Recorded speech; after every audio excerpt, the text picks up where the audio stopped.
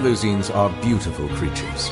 They are the pride of Fontaine. Be sure to be friendly and cause them no harm.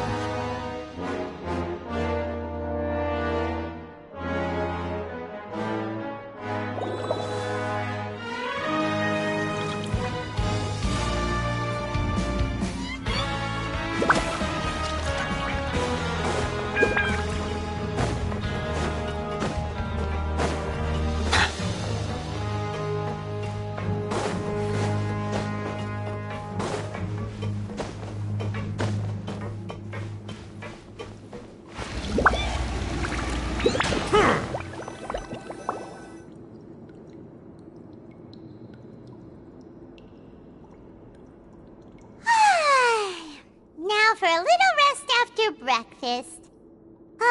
This is the life. Wait a sec. Isn't something important supposed to happen today? Oh, today's our big day! We're supposed to leave the Fortress of Mirapede! Come on, we've got to go complete the release procedures now!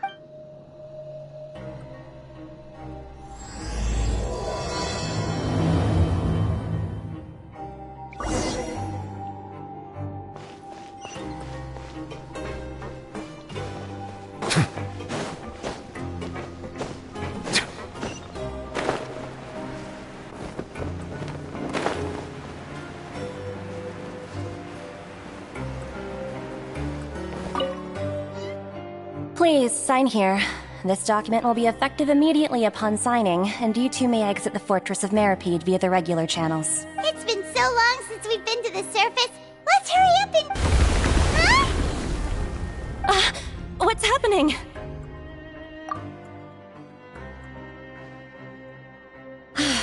I'm fine, thanks. But I wonder what that tremor was just now. Let's go ask the Duke.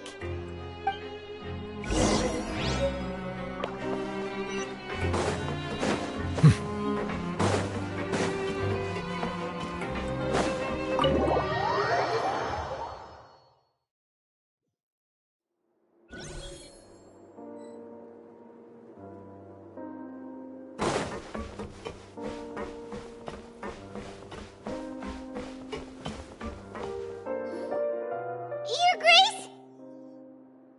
Ah, good to see you two. Is there something you wish to see me about? Yeah, what was with that earthquake just now? Ah, that. The tremor didn't originate from the seafloor. In fact, it seems it came from the surface. Over the years of serving as the warden here, I have developed a sense for distinguishing between what occurs on the surface and what occurs underwater. Besides, the seal that Monsieur Neuvillette set in place won't fail so easily. So the fortress is okay? If you recall our last incident, if there really were a problem, there would be crowds of inmates in a panic right now. Huh, you've got a point.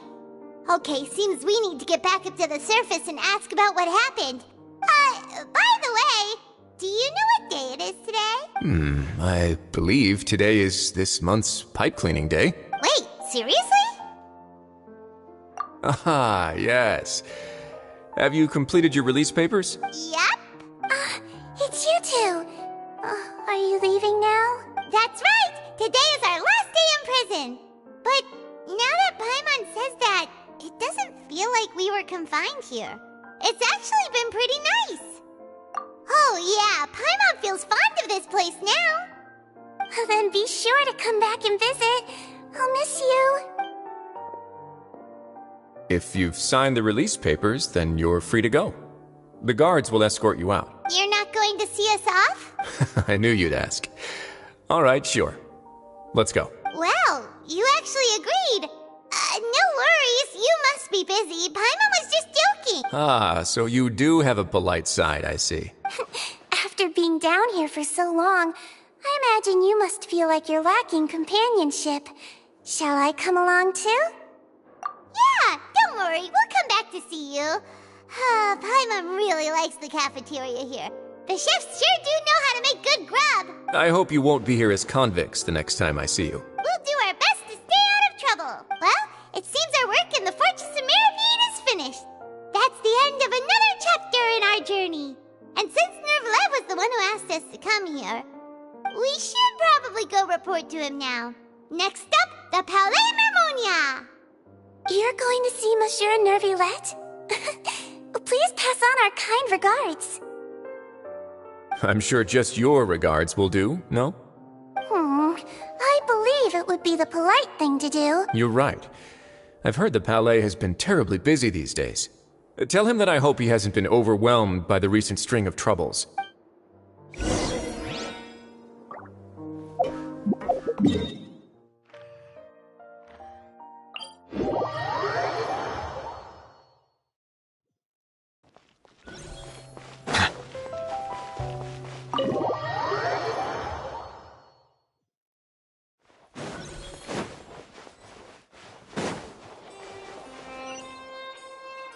The Palais Mermonia sure is buzzing with activity today. Halt! Huh?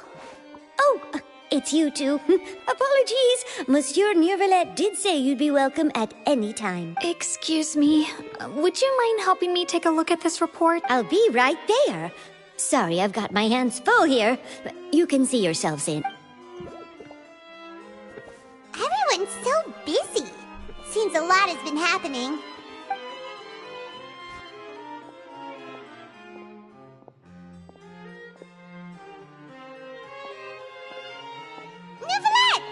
Hello.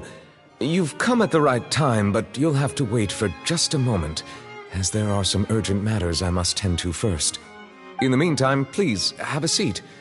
If you'd like to have something to drink, let the Melusine outside know. That's all right. We just ate. Very well, then. Let's take a break over there while we wait for him to finish his work.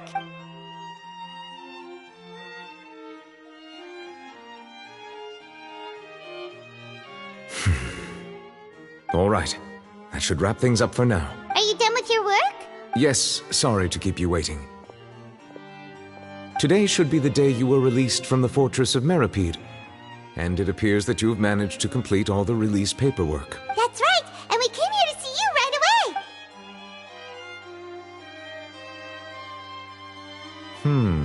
A massive whale. Do you have any idea what that might be? Judging from your description, that cannot have occurred in any ordinary waters, but rather something like the primordial sea. A whale of that size and shape cannot usually be found in the waters of Tevat.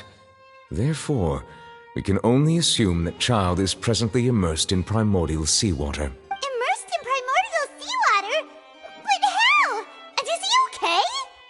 Most people wouldn't be capable of entering in the first place. I'm not completely sure how he could have gotten there myself. Yes? What is it? Ah, right! Paimon felt it too!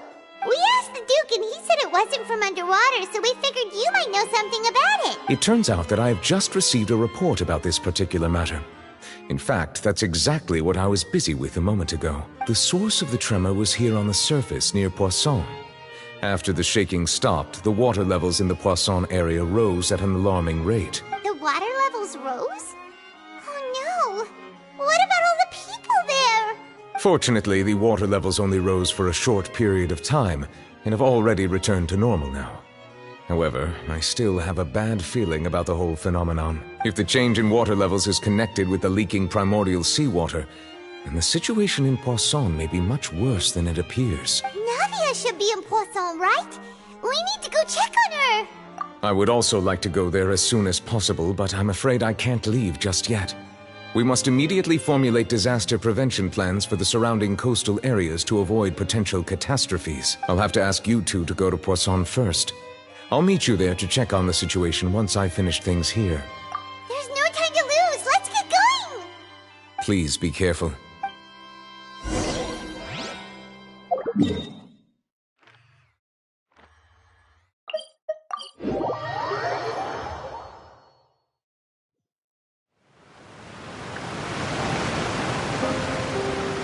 Oh no! What happened here?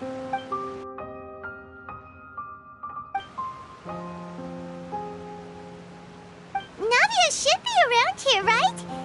We need to make sure she's still... Paimon means we need to check on her.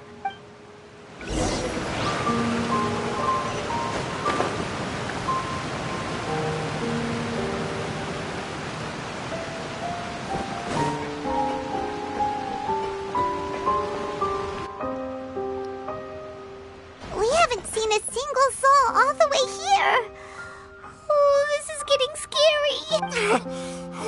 ever do now? Look! There's someone on the roof over there! Just stay put! We're coming up! Watch your balance! All right, just hurry!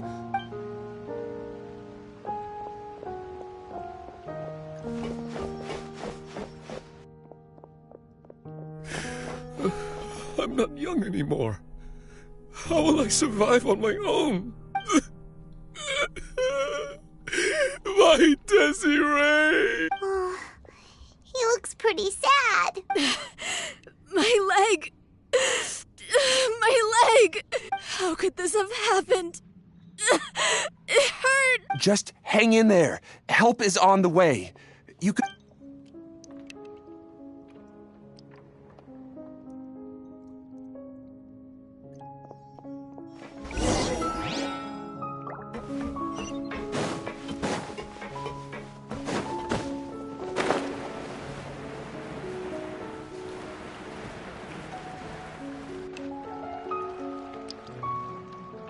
Oh, it's Navia! She's over there! Hey, Navia! Are you okay?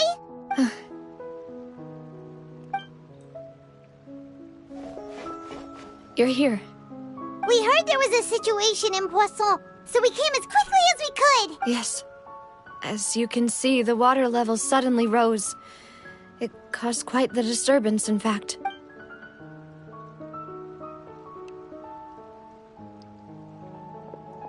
Demoiselle!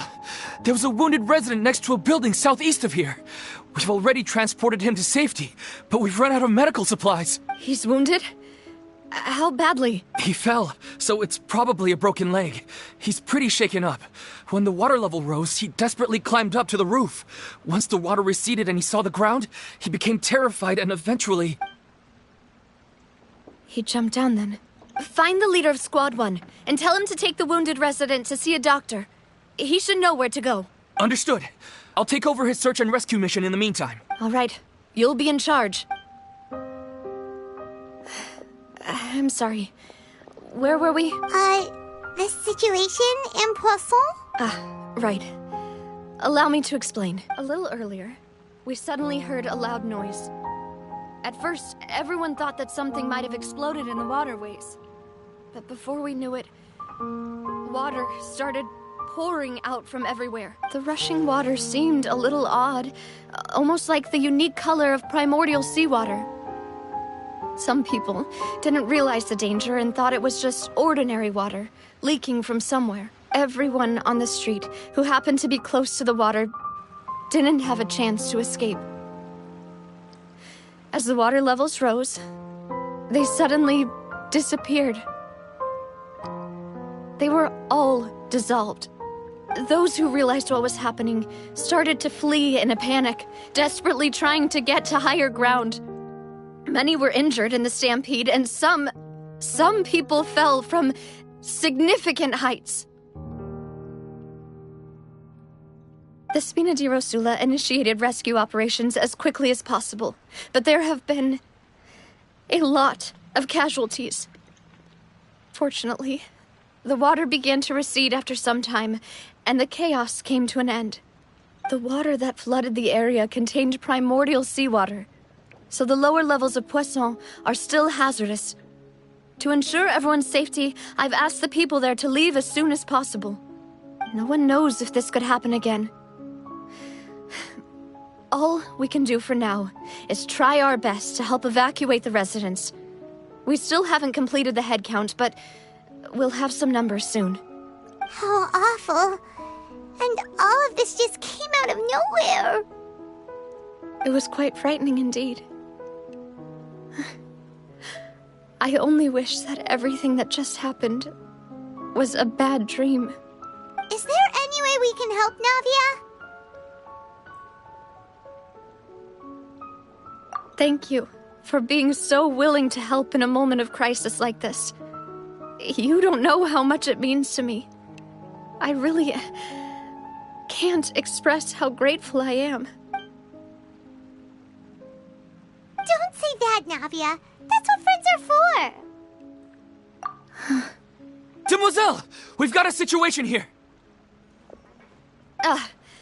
I'll be right there. Sorry, I need to go for now. And off she goes. Seems it might be a while before she can take a break.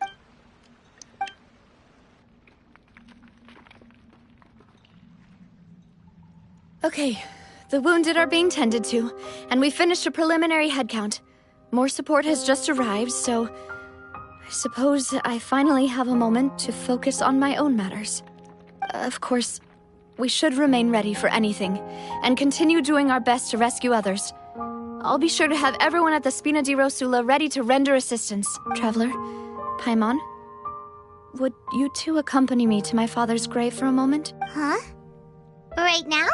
Thank you.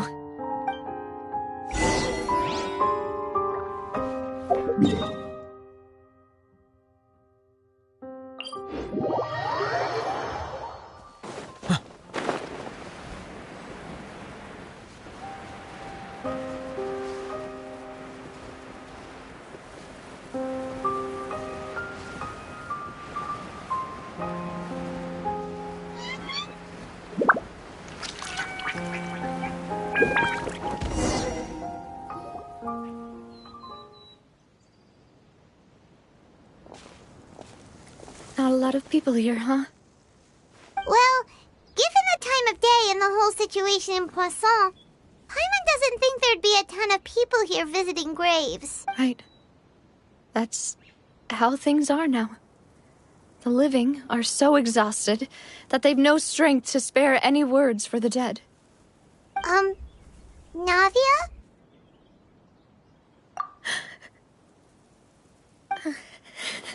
Navia, what's wrong? Sorry. I just... Malus and Silver. They won't ever come back here again. What should I do, Papa? Huh? What happened to them? Everyone agreed on the rescue plan, but still... I was the one who initiated it. They were helping evacuate the residents, but they couldn't leave in time, and they were caught in the seawater. What should we do? I've known them for so long, and I know they weren't afraid. But I could at least hold a funeral for my father, and I know where he rests. But as for Malus and Silver, they're just... gone. I just can't...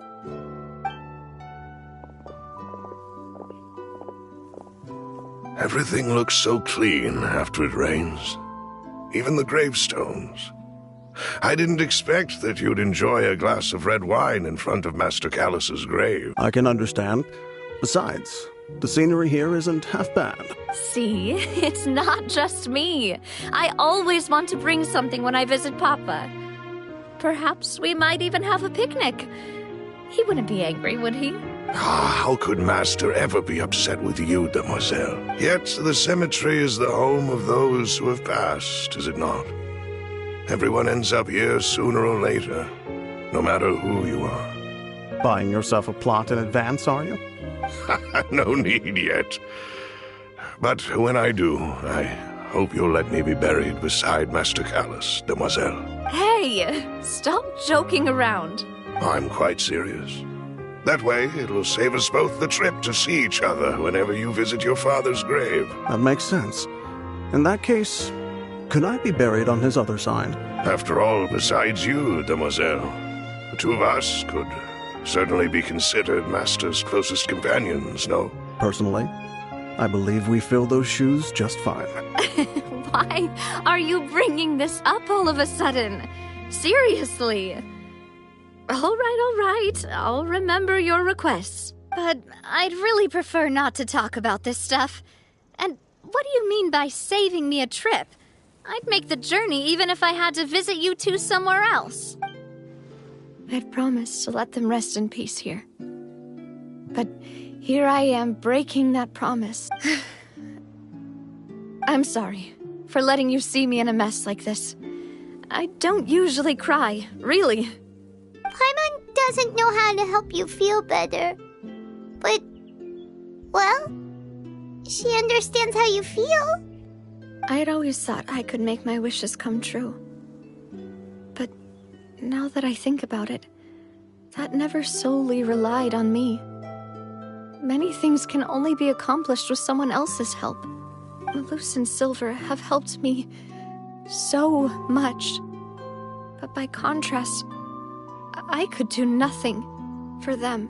I'm so sorry. You can spend as much time as you need here, Navia.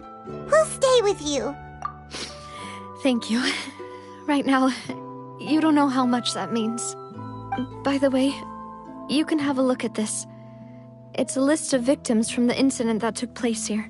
Obena, Khan, Burnett, Giverny, Francine, Karina, Daisy Ray, Joinville, Julianne, Esson, as well as Malus and Silver. So, everyone else is safe. But still... It's okay. I know what you're thinking. And you're right. We lost Malus and Silver. But we were able to save more than we anticipated. The overall outcome indicates that the cost was worth it. Right! Don't think that way, Navia. One person might be saved at the expense of another, sure, but that isn't something we should ever consider a trade. Malus and Silver were not the price for saving anyone. They're heroes. You're right. Thank you, Paimon. What you said just now was pretty amazing, actually. I'll remember your words. Oh, really? Seems you've become more eloquent in the time since we last met. The knave? What are you doing here? Is everything going well on your side? Yes, my people are carrying out the mission according to your request. All the residents of Poisson have been evacuated, and we're preparing to relocate them to higher ground. As for these supplies, we have everything taken care of. There is no need to worry. Thank you very much. Wait, do you two know each other? We just met recently. Right, Miss Navia? Usually, I would call this a coincidental encounter. But that doesn't quite fit this time. Besides, it never even crossed my mind that a Fatui Harbinger would come looking for me. Thanks to the knave, Spina di Rosula received generous support from the Fatui, which allowed us to complete the rescue and evacuation work so quickly. Mutual aid is essential to fostering positive developments. We were already in the area, in any case, so it was nothing. That said, I must say that you're a lot sharper than you let on. I'm sure you understand what I mean. I apologize for all the ways in which I tested you previously. We've never worked with a Fatui before, and it's extremely important for us to know who we're working with. My subordinates have reported that Fatui soldiers have been observing water levels and taking head counts in various locations. I hear that they've also prepared a large amount of emergency supplies. I'm quite surprised. This is nothing to brag about, nor do I intend to. It is simply the way of powerful organizations to act forcefully, whether they are doing good or ill. You've witnessed that firsthand, in any case. As I've told this traveler before, I know of the prophecy, and I intend to prevent the impending disaster. Lending your organization a hand was a natural first step in accomplishing that. As such, do not be troubled by this token of our sincerity. Perhaps one day, you'll also be able to help me in the same way. Without your help, there would have been many more casualties. I won't forget your kindness. Furthermore, I sincerely regret what happened to Malus and Silver. I only wish that my people could have arrived a little earlier to prevent this from happening. Don't say that. You and your subordinates did everything you could. As Paimon said, Malus and Silver didn't choose to sacrifice themselves for any specific person. And they weren't the price paid for other salvation. They chose to become heroes themselves. I've never liked hearing people put it that way. It's like trying to relieve pain by saying some noble-sounding words. But right now, there's nothing more suitable. They really did become heroes. You're right. I'm sorry for your loss, Miss Navia. Water is life to Fontaine's people, and it also spells disaster. It's no wonder that people always say that prophecies represent fate. Fortunately, I've never been one for such opinions. So, you're one who will try to change fate then? Of course. That is why I'm going to Hotel Bouffe de Thé. I still have some things to take care of, and the children need my attention. By the way, Traveler, Paimon, one more thing. Alright, then we'll just... Huh? This isn't right. Paimon thought you would ask us to walk with you for a moment so you could tell us something in private. That is a clever and useful conversation technique, which I do like to use when necessary. But there's no need today. It would not hurt to have Miss Navia listening in. Traveler, I'm sure you remember that I said we could work together when we had the chance. You and I both know that there may be issues with the Primordial Sea. Previously, it was the Fortress of Meripede's sluice gate, and this time it was the water levels in Poisson. These are both signals. Indeed. Allow me to share the latest intel I've received from the House of the Hearth's intelligence network with you. During some recent investigations, a child claimed to have discovered some ruins near Poisson. The ruins date back to ancient times and seem to be worth investigating in many ways. Judging by the dating of the ruins, they may be related to the prophecy and the coming crisis. The situation is becoming more urgent, so any pertinent information will prove extremely precious. My people initially came to prepare for ruin exploration. Unexpectedly, this disaster struck. And at present, we're all busy prioritizing the rescue effort. So that's why the Fatui were already in Poisson. I wanted to take the children along, but unfortunately, Linny, Lynette, and Fremine have all been dispatched to higher ground to assist affected residents. Linny told me that outside of the house, the person they trust most is you, which is why I want to give you this task. The House of the Hearth's members see each other as family, but Linny, Lynette, and Fremine said that they also see you as such, even though you are not from the house. I'm sure you already understand how earnest they consider their friendship with you to be. Oh, that somehow makes Paimon feel kinda happy. The intel I just shared about the ruins could fetch a high price. But since the children consider you family, it's only natural that I freely share it with you. Got it! So all we gotta do is go to some ruins, right? We can handle that. Excuse me, but may I tag along? You wish to join, Miss Navia? But are you sure you're up to exploring some ruins? You need to rest. Well, I'm sad, yes. But I can't just go back and plop myself into a chair by the roadside and do nothing. There's no point in being depressed while we still have a disaster on our hands. As my father's successor, I must live up to the hopes he had in me. Besides, I'm also doing this for myself. I need something, a distraction, to keep my mind off Malus and Silver.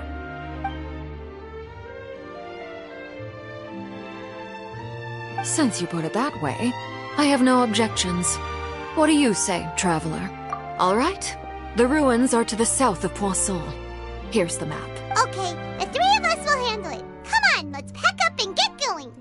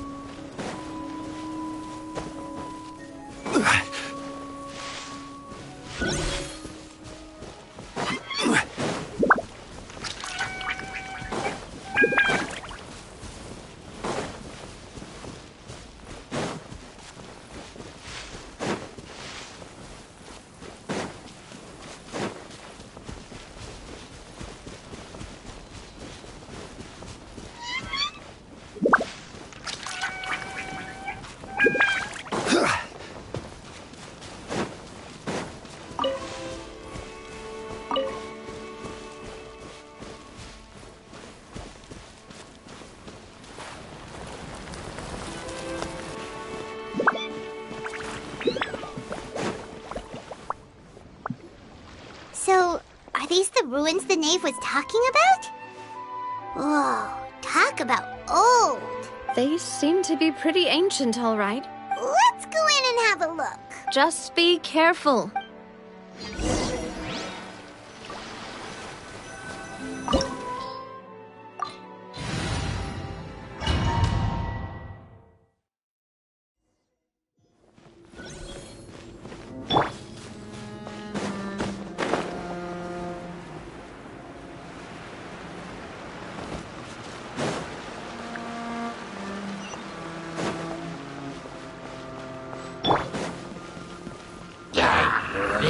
Solidify!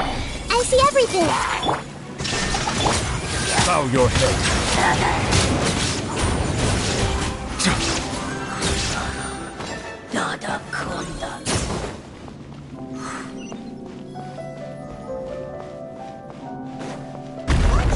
Floor here isn't safe.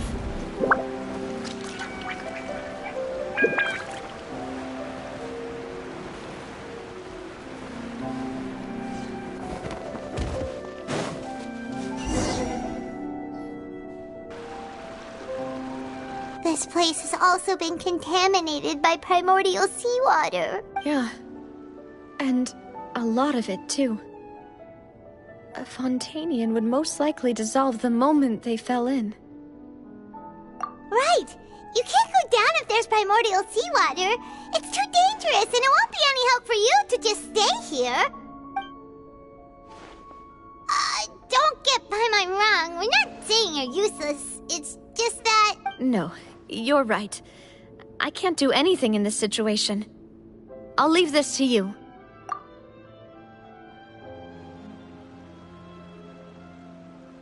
That complicates things. Maybe the only way left is forward. In that case, do you want to wait for us here? The water levels here are unstable, and there's a chance the water will rise. So staying here wouldn't be safe either. I'll go together with you. Perhaps we'll find the exit just up ahead. All right. Come with us for now then, but please be careful.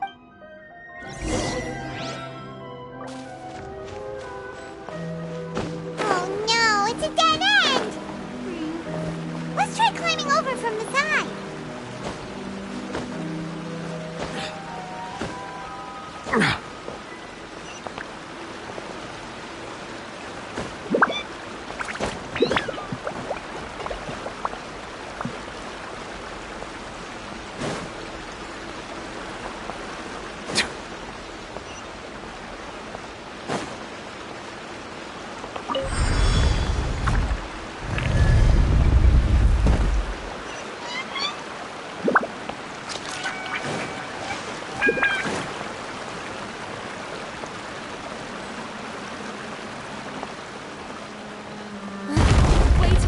There's something wrong with this brick!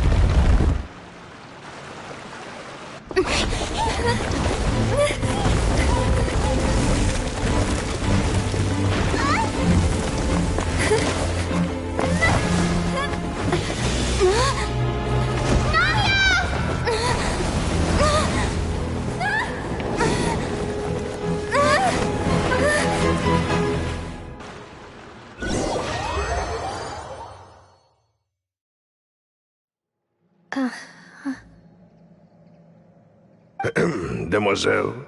Huh?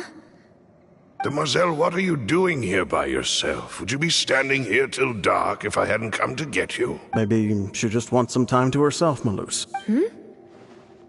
Oh. Was I sleeping? Yes, it would appear so.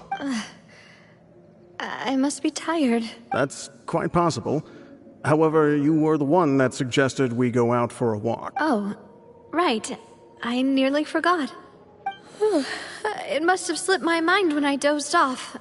I haven't had a nap today yet. This is a familiar feeling, yet something's a little strange. Is something the matter, Demoiselle? Oh, no. No, I'm fine. I was just trying to recall why we came out for a walk. Do you remember Mr. Giverny? He'd requested our help before with foreign merchants who had a debt dispute with him, and we'd resolved the matter not long ago. We were headed to see how things were going with him at the moment. Ah, right. Yes. I remember now. Oh? Miss Navia. Ah, Mr. Malus. And Mr. Silver, too. It's good to see all of you. How have you been? I've been great. Thanks to your help, those bothersome merchants finally realized that I wasn't the one they were looking for. Why, I wasn't even the guarantor for that person. They were knocking at my door day and night. Even my neighbor, Obina, was getting fed up with them. Sometimes force is required to calm someone down and get them to listen to what you have to say. That's right. Oh, by the way, Burnett, what was it that you wanted to give to Miss Navia again? Oh, yes. One moment, I have it right here. Miss Navia, these are some flower seeds that I prepared. Please take them. They're a very good variety, and they'll become very big and beautiful once they bloom. I don't know what we would have done without your help, so this is a little token of our appreciation. I hope you won't refuse. Ah, did you cultivate them yourself? Thank you so much. I'll certainly take them. Malus, we do still have some empty flower pots at home, right? Why, we can have as many pots as you'd like, demoiselle. Perfect. In that case, we'll swap out some of the decorative plants for some of Mrs. Burnett's flowers. Very well. Wait. Something seems to be off here. Excuse me, madam. If I'm not mistaken, your name is Burnett. That's right. Is something wrong? No, it's nothing. This is the first time we've ever met, but your name seemed familiar to me. I've heard this name before. Sometime recently, I'm sure of it. And why are there so few people around here? Where did everyone go? We must mind the time, demoiselle. We still have important things to attend to today. Huh? We do? Like what? Well, now, did you forget? Miss Navia, here you are. I've been looking for you. Please, come to the Opera House. Your trial is about to begin. My trial? Wait, why would I need to go to the Opera House? Yes, she's right, demoiselle. It's just about time now, so we should get going. Oh? All right then.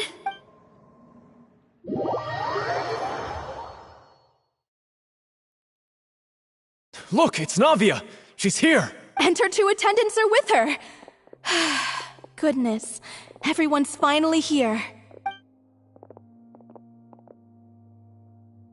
There sure are a lot of people here to see the trial. And they all seem to be oddly excited about something. I even know some of these people. Karina, Desiree, Joyville, Jolien, Essen. Why are so many people here? And why do I have no recollection of this case? And as for the judge... huh? Where's Monsieur Neuvillette? Please sit in the defendant's seat. Don't worry, Silver and I shall accompany you. All right. But are you sure you can stand behind me? Typically, it wouldn't be allowed, but today is an exception. Hey, what kind of place do they think this is? Come on, do they have any idea what they're doing? Seriously. Enough with the whispering! Could someone please tell me where Monsieur Neuvillette is? And why I'm standing trial? My dear Miss Navia, have you not yet realized what you've done? In that case, allow me to explain. As all here know, you are Master Callus's successor, the head of the Spina di Rosula, someone held in high regard by every soul in Poisson. After you took over the Spina, you treated all of us just like the late Master Callus had. If anyone in need reached out to you for help, you responded. Not only you, but your butler, your subordinates, nearly everyone in the Spina di Rosula fought for the well-being of those in Poisson. Wait a moment. Aren't you just proving that I'm a good person? Yes, correct. absolutely right. And that is why you stand accused. You have helped so many people get through so many difficulties. You are one with us. We are inseparable. We are one big family, all of us who are from Poisson, inextricably linked. And with you being so important, we couldn't possibly do without you. Therefore, this fair and honorable court shall declare you guilty, and you shall stay here. You will be together with us forever. Huh? What are you saying? Everything you have said is correct. I have indeed done a lot for my hometown, and I would be willing to be with you all, but what is the purpose of having me stand here like this? What is there to discuss? Ah, well, if that's what you think, then I have no further comments. How wonderful, Miss Navia! I know all these people. Why are they laughing? I seem to remember now. Yes, I get it. This trial is... Wait just a moment. This isn't right! Malus? What was that, Mr. Malus? Our conclusion is very clear and unanimous. Let the court judge her now. She's guilty! Stay here, Navia! You're one of... Demoiselle, don't admit guilt. This trial means to keep you here forever. I wish to exercise my right to defend Our Lady. Mr. Joinville, you only know of Navia's goodness, but nothing of her utterly independent... She was born a free and independent spirit. She has never been tied down by anything. Indeed, even the death of Master Callus couldn't stop her. Her actions cannot serve as proof that she identifies herself as part of any group. She merely acted as an individual, extending her hand to help others. Please do not mistake her actions as being otherwise. Really? As an individual, you say? Don't forget, we are all Fontainians here. This is the nation of justice, the nation of Hydro. Even if Miss Navia only voluntarily rendered her assistance, that doesn't change the fact that her beautiful soul must return to everyone. Water accepts all, blends with all. It will surely accept her kindness. Everything is measured here in the nation of Hydro, and in the end, everyone shall meld together. Thus, when a unanimous opinion emerges, that opinion represents justice. Now I speak for everyone. Our opinion is consistent. Navia should stay. We and Navia are one. And you would call this justice? Preposterous. You are merely jealous that Demoiselle still has a chance to exist as an individual. Have you forgotten how much you all once longed to become individuals, to become independent? Do you mean to defy our justice? If your justice is flawed, then why should we acknowledge it? As you said, we can also have our own justice. Silver and I shall defend Demoiselle. And that is how we will enforce justice. Ugh, my head... It hurts. Demoiselle. Silver, it hurts. My head is spinning.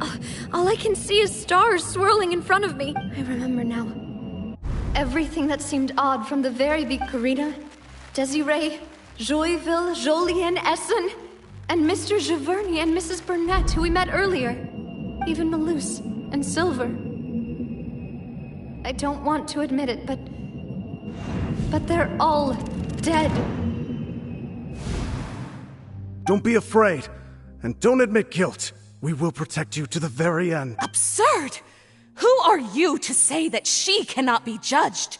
We are the majority, and in the nation of trials, the majority is absolute justice.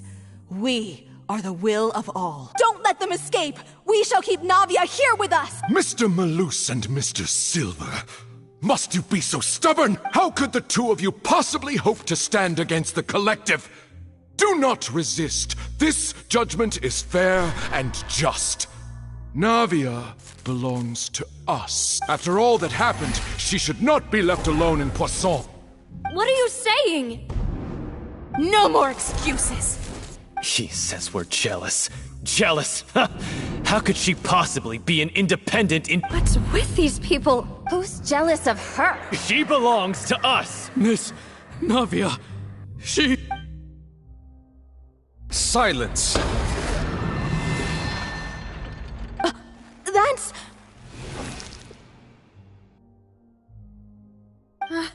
Monsieur Neuvillette! Such commotion is prohibited in the court. The accusations you just presented are nonsense and cannot constitute a proper trial. The court will adjourn for the rest of the day.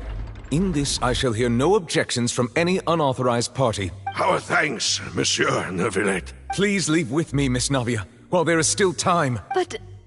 Go on now, demoiselle. This is your only chance to leave this place. What, can't bear to leave us behind or something? Malus. My apologies. I couldn't resist making one little joke once I realized that this shall be our last goodbye. Malus. Silver. Quickly, you must come now. Goodbye, demoiselle. Farewell.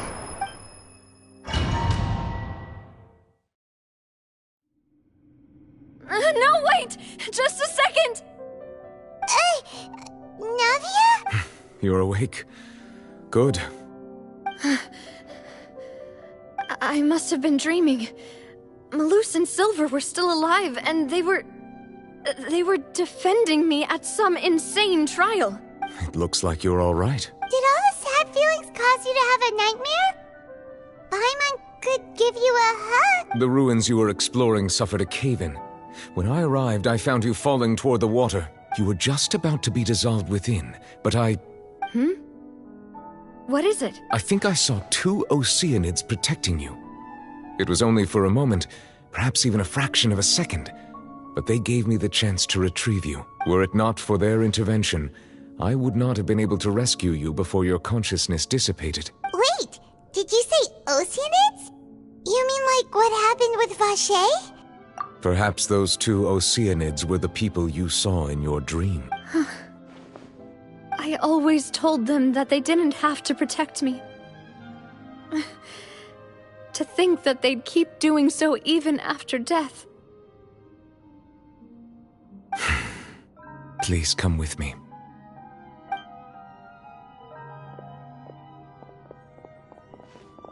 Neuvillette, are you okay? Oh, I am quite all right. Perhaps there's something we could chat about? Why do you look so stiff all of a sudden? Oh, Paimon knows. You're the type who feels awkward when there's nothing to talk about, right? I merely thought that we should give Navia some time to herself. Huh? Why didn't you just say so then? Don't you think it's even more awkward to call us over like this and then have nothing to talk about? I suppose so. Ah, Sigewinne. I hope all is well with her these days. Her work in the Fortress of Meropide has not been too much for her, has it? No way! Don't worry. She's doing fine down there. She's an amazing head nurse. I see. Well, that is good. I have always worried that Sigewinne would need a lot of time to understand the world of humanity, just as I have. Oh, and the Duke also says hi. Even though Sigewinne made him do that. He hopes that you haven't been overwhelmed by all that's happened lately. Thank you. I have indeed been busy lately, and I also hope that everything is going well in the Fortress of Meropide. He still doesn't know what to talk about. Let's chat about something else then. So, Neuvillette, you're probably quite the swimmer, huh? Yes, of course. This isn't going anywhere. Let's try something else. How did you find these ruins? Did the knave tell you? Yes, in fact. I had arranged to meet you in Poisson, but when I arrived, I discovered that the Fatui were helping the residents evacuate. They had even transported a large quantity of supplies to the area. Amid my astonishment, I ran into the knave, and we had a chat. She informed me that she had asked you to investigate the ancient ruins here. Yeah, we originally planned to meet up with you, but we thought you might still be busy with all those official documents. We didn't think exploring the ruins would take very long, and who would have thought you'd wrap things up so quickly?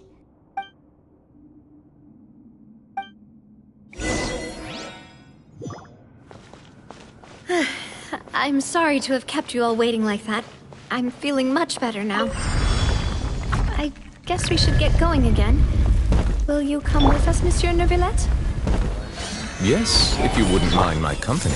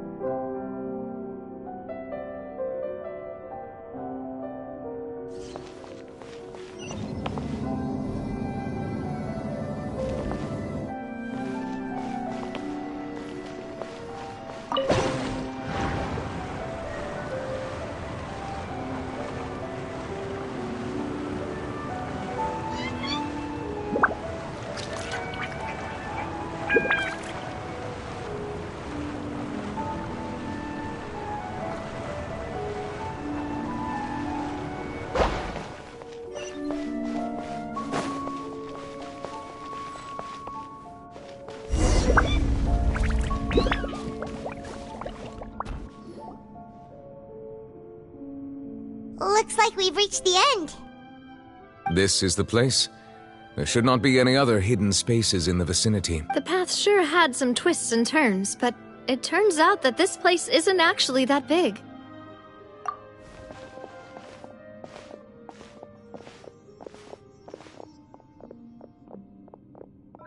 Stone slates?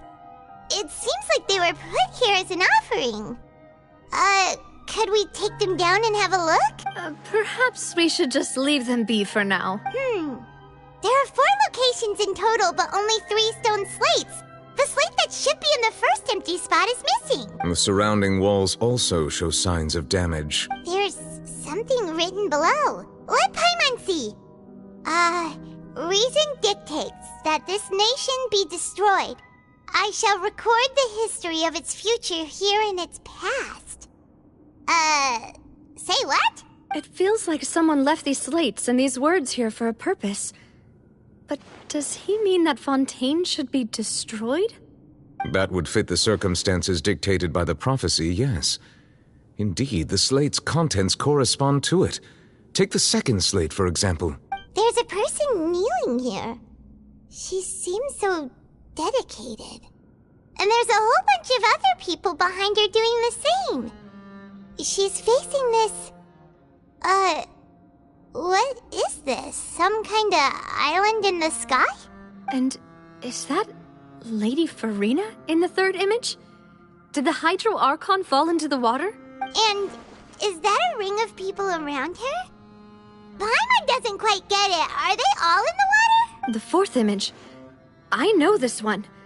This exactly matches the content of the prophecy. The people will all be dissolved into the waters, and only the Hydro Archon will remain, weeping on her throne.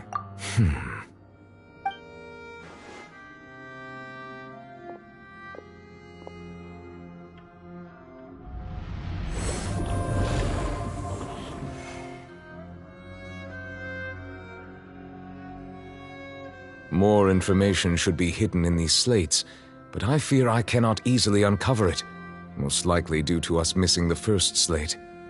I am very sorry. Don't blame yourself, Monsieur Neuvillette. Deciphering ancient stone slates isn't one of your duties. Ooh, Paimon's getting the chills just looking at these slates.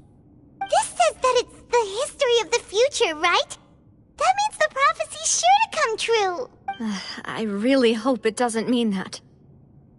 Still, Paimon feels like these images are kind of weird when you look at them together.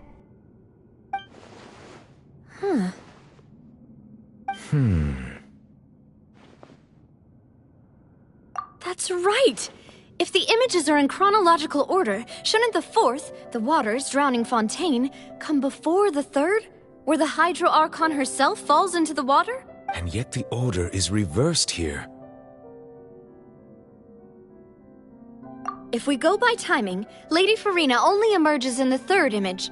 That means that the person in the second image might be the previous Hydro Archon. Egeria, then. I had never met her, but her appearance here does match the records. The previous Archon kneeling before the floating island in the skies, as if confessing a sin. Did she herself commit that sin? And if not, why would she be in such a posture? Also, I'm still wondering why these ancient stone slates are here at all. Judging from their contents, could this place be the origin of the prophecy? Does that mean that someone, or some people, once saw these slates? But who would have created these slates and left these words here? It seems that any further clues will have to come from Farina. In that case, there's no time to lose. There's nothing else to be gained here, so let's head back first. Yeah, we better get somewhere safe for now.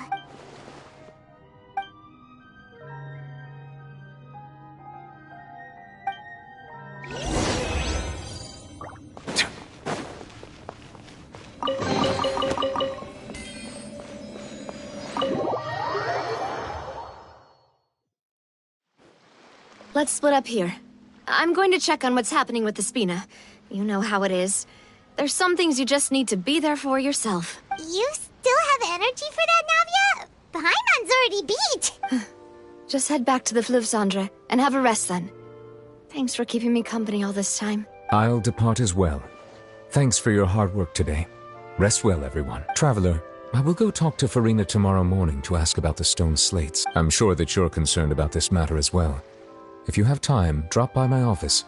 I will share the results of our discussion with you. Are you really gonna talk to her about this directly? Will that be a problem? Paimon's getting a little scared now that it's come to this. She has long been harboring secrets and will not give them up easily, which makes it all the more my duty to ensure that she understands the present situation. Alright, we'll leave it in your hands then. You're probably the best person to talk to her anyway. I will be carefully considering my words tonight. Traveler, Paimon, our safe house at the Fleuve Cendre is always open to you as ever, so please don't think you're an imposition. All right, I'll be on my way then.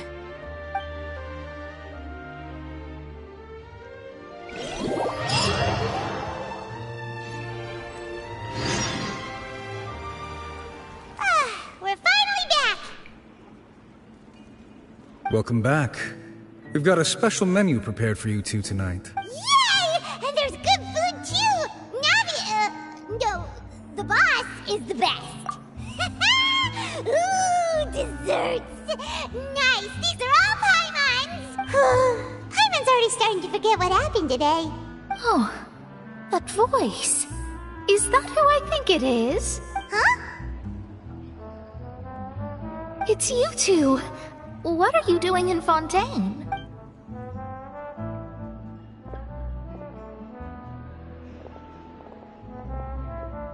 Mona? Seriously, nobody just uses a scry glass whenever they've got time to just see who they'll meet on the road. Still, we didn't expect to see you here. Wait, you're not a Fontanian, are you, Mona? Well, I have some business to attend to here, so I booked a hotel in the city. I was just out for a stroll when I bumped into you. Quite unexpectedly, if I might add. Why did you think I was from Fontaine, though? Is that because Magistus doesn't sound much like a Mondstadter surname? Yeah, let's go with that. Well, I used to have my own surname, which was, well, some other thing. Either way, the old hag told me when she took me as her disciple that the first step to being a great astrologist's pupil was to change that name. There was nothing for it, really. She really is amazing at astrology, so I changed my name to what it is now according to her wishes. To my surprise, however, Magistus is not the name of some ancient house or clan. It isn't? Nope. Although it is used by us in place of surnames, it generally just means great. Wow! Imagine including a boast in your name. Wait, are you gonna have to put that into your genealogy as well? I reckon so. In any case, I'd give my disciple a name like this as well, if I were to take one. Astromancer Barbeloth Trismegistus. Whoa, that's a long one. Does it also mean great or something? My name means Mona the Great Astrologist. As for the old hag, hers is, in plain speech, the thrice-as-great Scholar of the Stars. Just take it as a title specific to astrologists. Thrice as great? That's so petty. I know, right? That's just how she is. She used to call herself Magistus, actually, but when she took me in, she changed her name to Trismegistus. Talk about excessive. Magistus is thus the calling card of our school, so to speak, which makes it about the same as a surname. It's all right if you don't get it. You can look into it further should you need to study astrology more deeply. That sounds terrible! But anyway, you're not Fontanian, are you, Mona? You're from Mondstadt, right? Well, I was born in Mondstadt, yes. My parents migrated to Dorman Port, and I traveled with the old hag for a while, after which I settled down in Mondstadt City. Oh, that's a good thing then. At least we know you won't be dissolved by Fontaine's waters. Speaking of that, I'm sure you're aware that a bunch of things have happened here in Fontaine, right? I know you're not a local, but I'd avoid getting too close to any water that looks strange all the same. There's something ominous about it. Well, the water, I mean. That was the main reason, yes. Just a while back, the Steambird invited me to take part in a panel and speak about the circulation of the prophecy as an astrologist. The invitation was sent quite early on. I don't think anyone expected Fontaine to be in this much trouble. What do you make of that prophecy, Mona? Just tell us what you think as an astrologist. Your word would go a long way to make things more certain and less scary. What I can tell you is that I'm an astrologist, and that this prophecy concerns the fate of Fontaine, even that of all Tevat. Ascertaining this is akin to reading the fortune of the whole world. I'm afraid that this is not something that just anyone can do.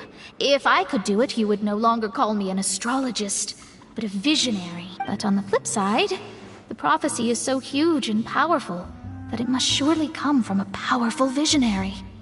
Its contents involve the fate of the world. Disregarding it would be a mistake. A visionary? Sounds really powerful and all, but does such a person really exist? Of course.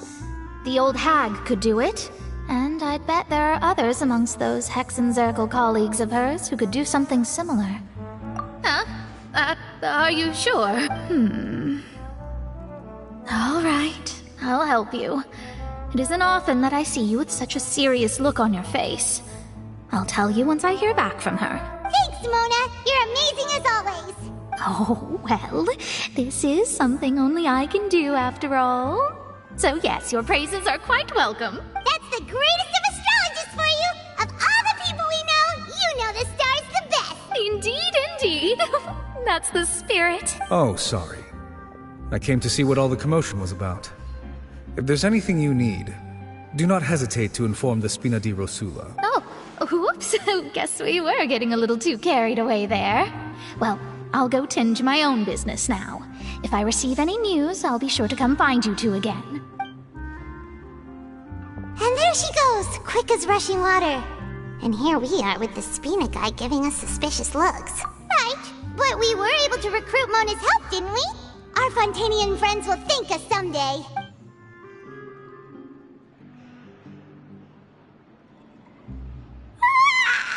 Good morning.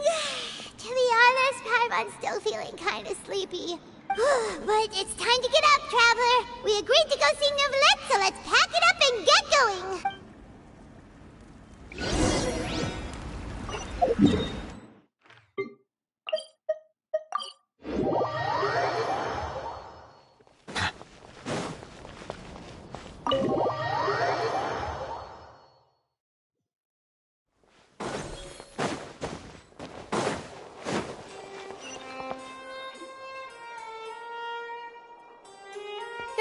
You're here!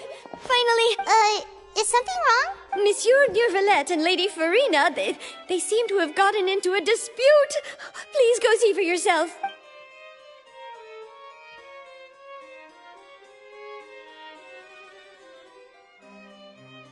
Like I said, I've already explained everything. And yet the problem has not been properly solved. There is little space for excuses between us. It is not my intention to offend you, but please, tell me where you stand. You are the Hydro Archon Focalor, are you not? Look at this. This is a list of the victims from the recent Poisson incident. You mean... they're all... We did not arrive in time to avert this disaster, and I will not have it happen again. I will say this once more. You must tell me everything you know. Yesterday, I found 3 stone slates in some ancient ruins near Poisson. Do you know anything about those? Seriously? You're questioning me like this is a court case now. I don't know anything about that, but you found them in some ancient ruins, you say? That's correct, which is why I came to ask you some questions.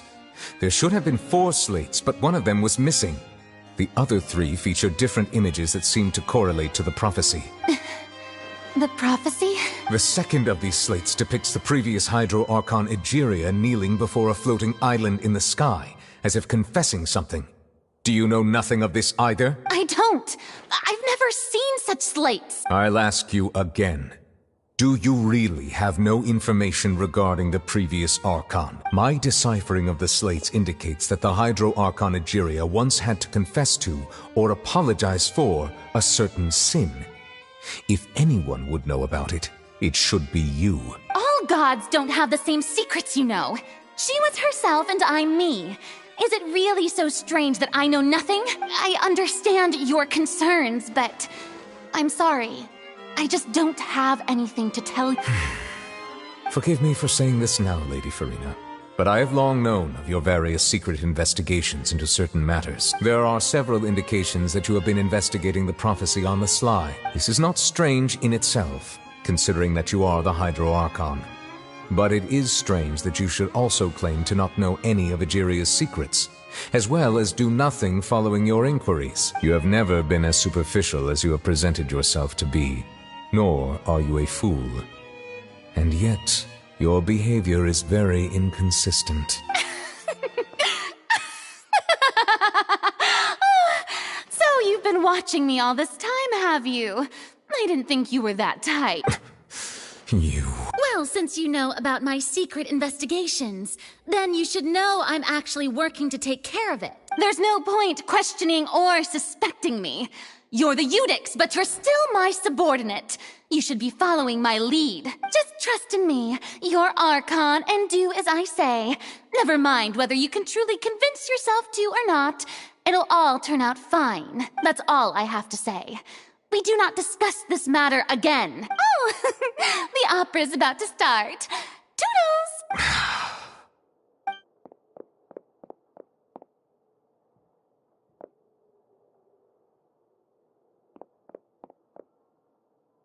Did Farina not notice us standing by the door? Wonder what's up with her. She was smiling. Huh. I assume you've been outside for a while now? Oh! You noticed! Seems Farina didn't even realize we were here. She was in a great panic, though I cannot discern the reason. Our discussion reached impasses time and again, a state of affairs that we cannot allow to continue. Still, I do not understand. Dialogue is the basis for understanding, so why did she keep refusing to engage? Everyone in her inner circle has noticed that she is hiding some secret. The issue is her attitude. I fear that she will not reveal anything unless absolutely forced to. We may have to create a situation in which she will have no choice but to speak. Oh? Like what? Normally, people will only reveal the truth when standing trial. Perhaps we must have the Hydro Archon experience just such a scenario. But Farina's seen so many trials, and she's really good at dodging questions.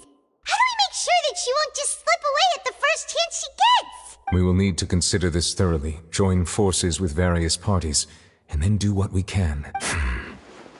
If at all possible, I would prefer to recuse myself from this affair, but we must prevent the prophecy from coming to pass. This may be cruel to her, but all Fontaine is in crisis. The information a god possesses is too precious, and so we must take a chance on this. But who will lend us their aid to do such a thing?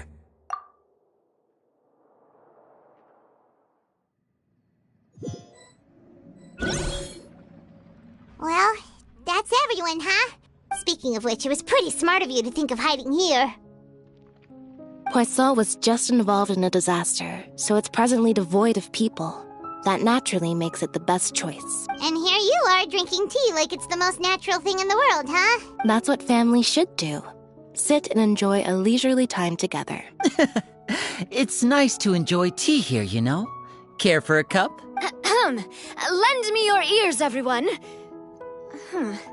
Or perhaps one of you might like to start us off. How about you, friend? Me? No, I don't think I can. Then, how about you, good sir? I fear that I will cause the mood on this boat to become as somber as it is in court. Well then, I guess we're lucky we've got a local like me to organize things. Wonderful, the spotlight at last. I guess I'll be facilitating things from here.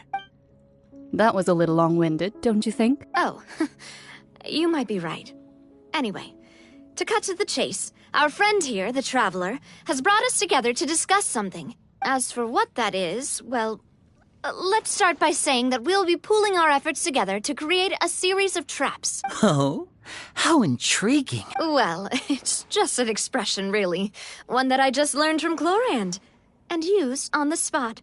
So, let's invite her to explain in detail. A round of applause, please. Huh? Didn't you say that you would be facilitating this? Oh, come now. Your work doesn't involve much public speaking, right?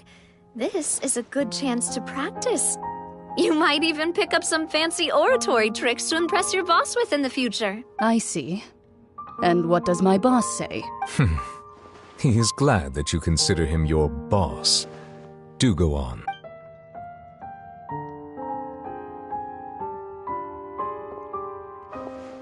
In that case, do any of you have experience hunting? Not that I recall. Fremine and I once used a wooden stick in a basket to catch wild rabbits when we were younger. As for Lynette, right. You were sick that day, weren't you? I've also gone diving to catch some fish before. Does that count? I'm afraid not. You may or may not have heard, but Fontaine once played host to a group known as the Marechaussee Hunt. Though that was their name, they did not hunt animals, but rather various monsters left behind by the ancient dynasty of King Remus. Today, Fontaine's monster population has already thinned greatly, so the hunters have blended back into society, taking up arms in other lines of work.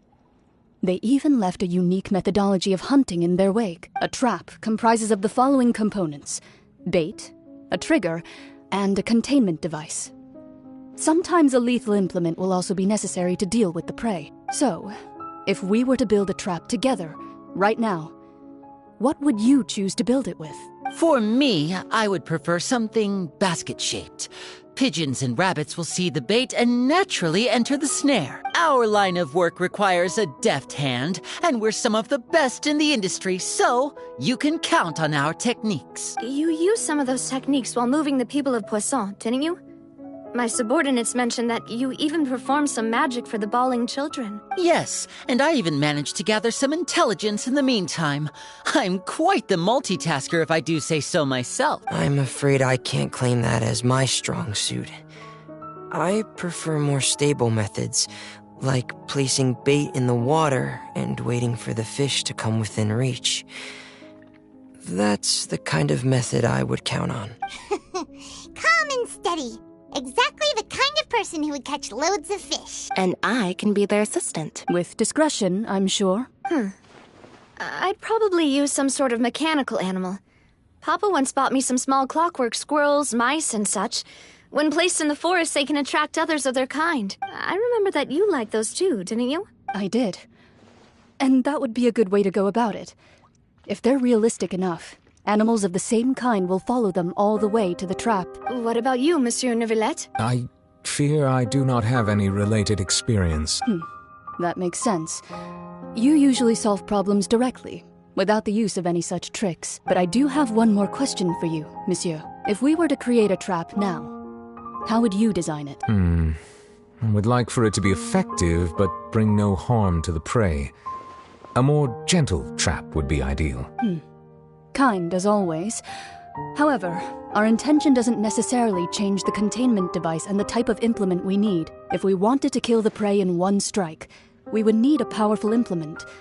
However, that also goes for prey that must be captured and safely contained. Wait, why's that? Only a hunter who's a true expert at subduing their prey can snare it without harming it. The line that divides life and death is often exceedingly thin. So, are we going hunting together? We hadn't thought of seeing ourselves as hunters. It kinda works, but maybe it's still not the best metaphor. If our means of capturing and dealing with our prey is to put them on trial, then the hunting metaphor is actually quite accurate. But we shall require much more courage than any hunter to judge a god, a being whose seat is an exalted throne. Oh, so that's what's going on. Sounds very interesting.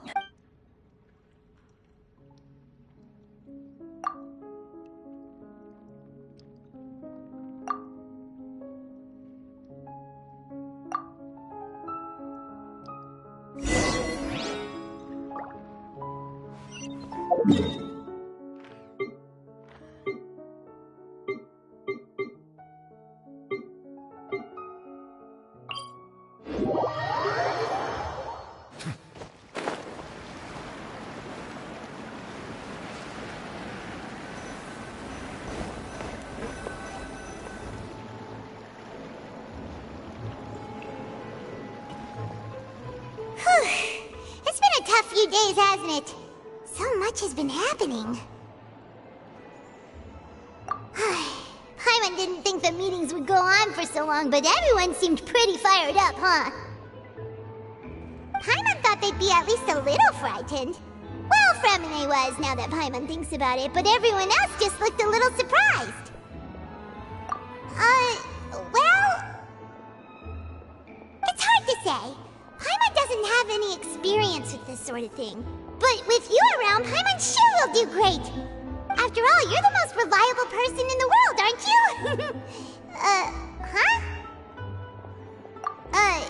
Did you just pour some tea? Paimon didn't notice you doing that at all. Then what's that? Paimon's never seen that cup before. Don't be frightened. I'm just joining you two for tea. I merely refrained from saying anything till now. Who's that voice? But there's no one here. Aw, have you forgotten me already? Wait, you are familiar. You're the voice we heard from the sky in Sumeru. The voice from the sky, I fear that description is wrong. Though, not completely wrong. You're feeling lost now, just as you were feeling previously. I sensed that confusion and thus came to you. Guiding people is an irresistible hobby of mine, after all. Consider me a passerby, just accepting a commission from my friend's disciple on a whim. The prophecy. Yes, what has been prophesied will be fulfilled. You may view such things as the history of the future. What? Then is there any way we can stop it? I believe you have witnessed a failed attempt with your own eyes. Can everything in Tevat so easily be changed? So you've caught on. Just as prophecies are usually only the future as seen from the perspectives of the gods. Could things be happening in hidden corners where the gods' gaze does not fall? Are the things that you shall see different from the fate that the gods perceive? What is she talking about? It all sounds really impressive and important and stuff, but it also sounds kind of scary. I believe that you understand, right? Some things are insignificant, but others you must reach out to change. Ultimately, fate shall serve as your only guide, no matter what will happen in Tevat's future. All you need to do is to play your part. This was good tea, by the way. Thank you for your hospitality. Well, that'll be all for today. The voice. It's gone.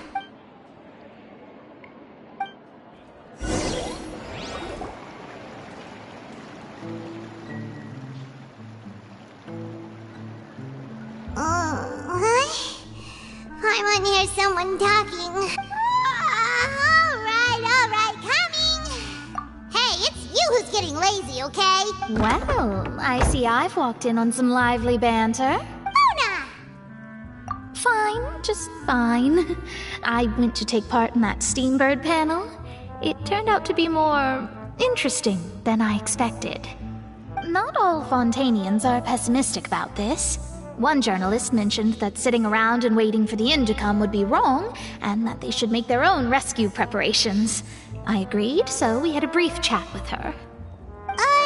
Did she have pink hair by any chance? Why, yes! It was Charlotte. You remember her, right? That daredevil journalist? I'm in full support of her view. Prophecies are very important, but how can people allow their lives to be commandeered by just a few words? That's right! Paimon's glad to hear something sensible for once. Yes. About what we had discussed before.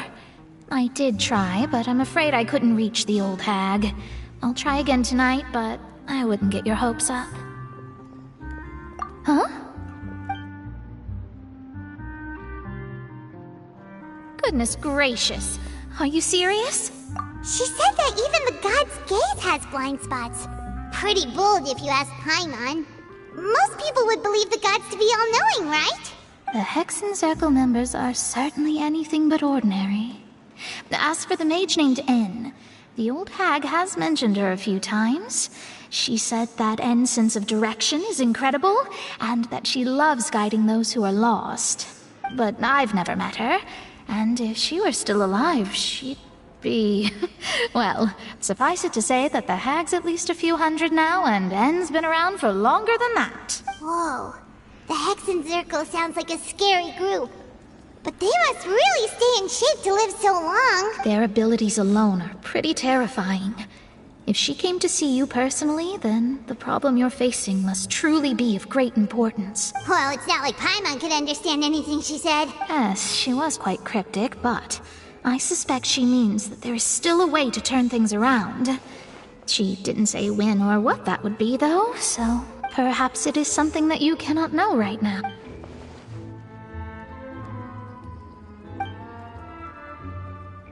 Traveler, Paimon, are you two all right? Oh, we're fine. We're just a little down right now.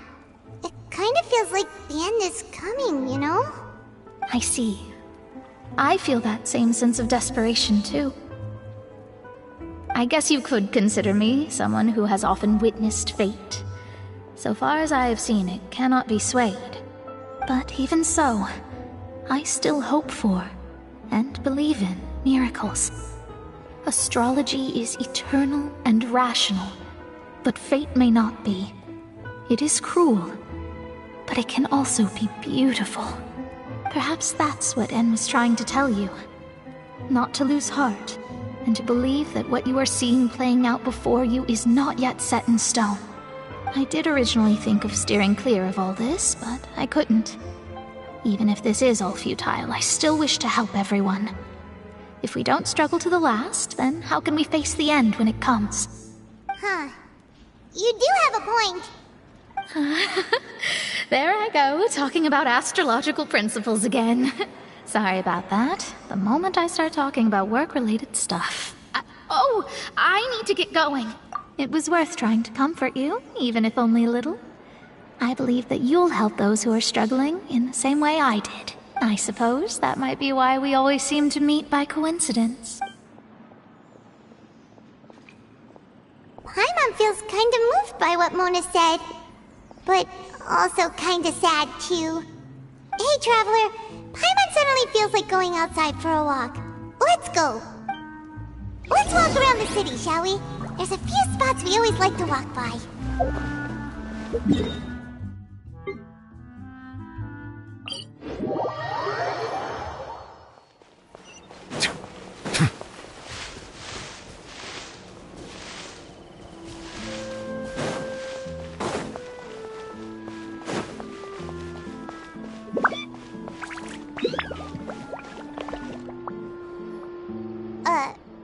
Huh? Our names are written in this newspaper. What's going on? Let Paimon see!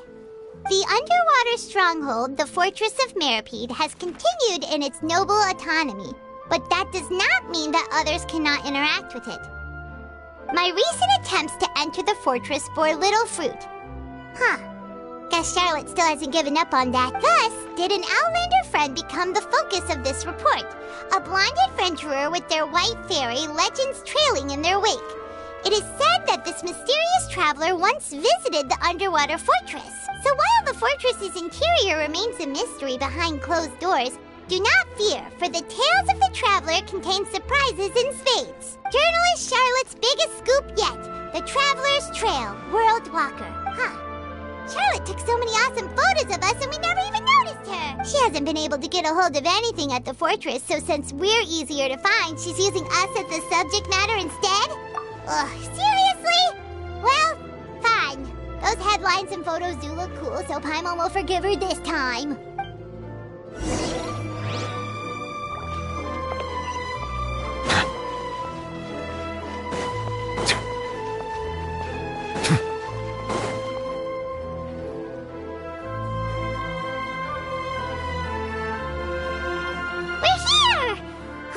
Paimon's hungry.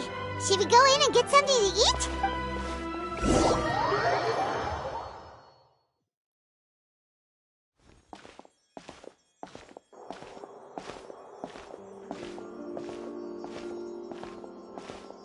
Hey, quick! Look! That's the limited edition only 16 slices a day cake! It was so delicious the last time we tried it! Despite the tense situation we were in, let's give it another go. Paimon's sure it'll be great. One slice of cake, please. Someone showed up after all. Oh, wait, you're the one from the Palais Mermonia. Oh, are you here to buy cake too? It seems Monsieur Nervalet was right. You really can eat. Wait, did he really say something like that? That's right. Even he has his own preferences when it comes to food. As for me, I love the cake and coffee here. Do you come here often? Usually every day. Every day? It's part of my daily schedule, apart from work. I shall have my cake and coffee. Then what if someone told you one day that this place would be closing soon, and you wouldn't get to eat cake here anymore? What would you think? But why would it close? Well, Paimon doesn't know either, but maybe the waters will rise tomorrow. You know, like in the prophecy. Oh, the prophecy. To be honest, I haven't paid much attention to that. No. Still, even if there'd be no more cake tomorrow, that wouldn't keep me from having some today. No. It's the same for eating in general. You might not be able to eat tomorrow, but if you can do so today, then you should carry on. That's what people call living, you know. Huh. Don't be sad. Excuse me, could I have 2 more slices of cake to go? These 2 slices are for you. Sijuin said that this kind of expression you're making is what humans call being sad. Oh, you know Sijuin? I sure do.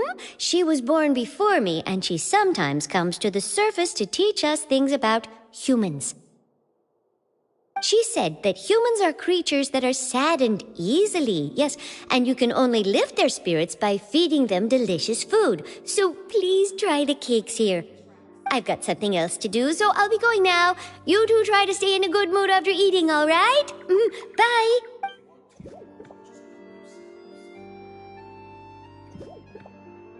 And there she goes. All right, let's dig in. Paimon's sure this cake will be delicious.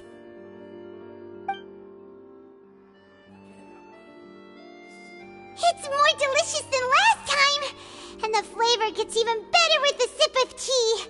It sure would be nice if we could come again tomorrow. Sure would be nice if we could always eat delicious food here.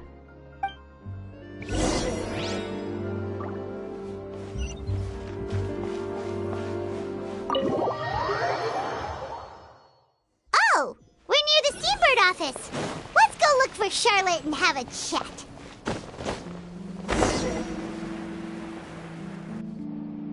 Wow! If it isn't the Traveler and Paimon! Oh, have you seen the article I wrote about you? Ha! You've got some nerve! You just used us to make some quick mora! Oh, you needn't worry about that. I heard that you were in Poisson some time back, so I sent you a letter to discuss just that. It appears you didn't receive it, though. It's all right, though. I've set aside the amount intended for you. I've even set the table with some food. Really? Oh, you're the best! You're almost a little too easy to win over, Paimon.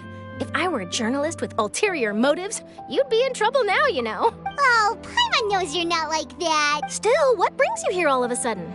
Were you looking for me? When Mona mentioned you, we thought of coming to see you at work. I see. It seems you've already bumped into Mona here in Fontaine. So she mentioned me? What did she say? She said that you're a real daredevil of a journalist. Nice. In which case, can this daredevil journalist dare to request an exclusive interview with the legendary Traveler and Paimon? Huh?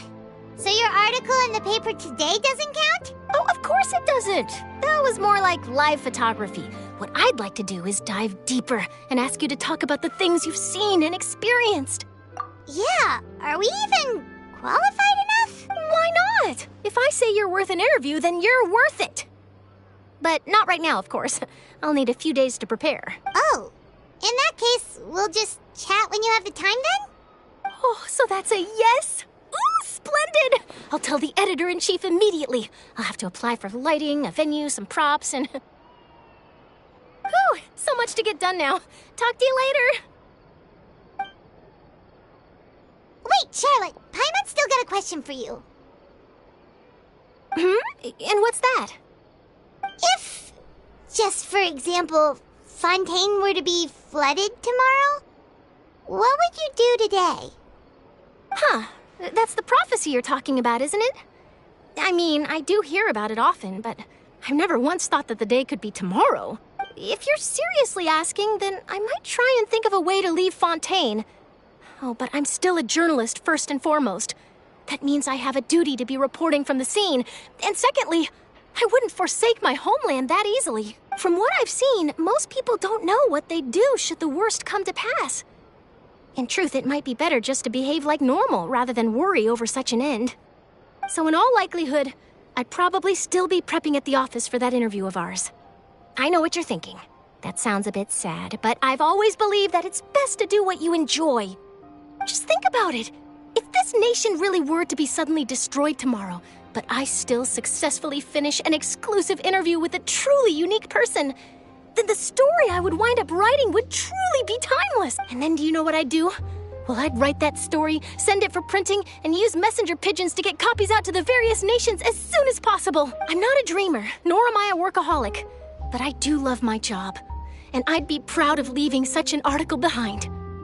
I guess you could say that I was born to be a journalist. But anyway, that's my answer. And on that note, I'll get back to my preparations. That's so nice. All of a sudden, Paimon actually kinda envies her. Anyway, let's go and take a look at the sea, shall we?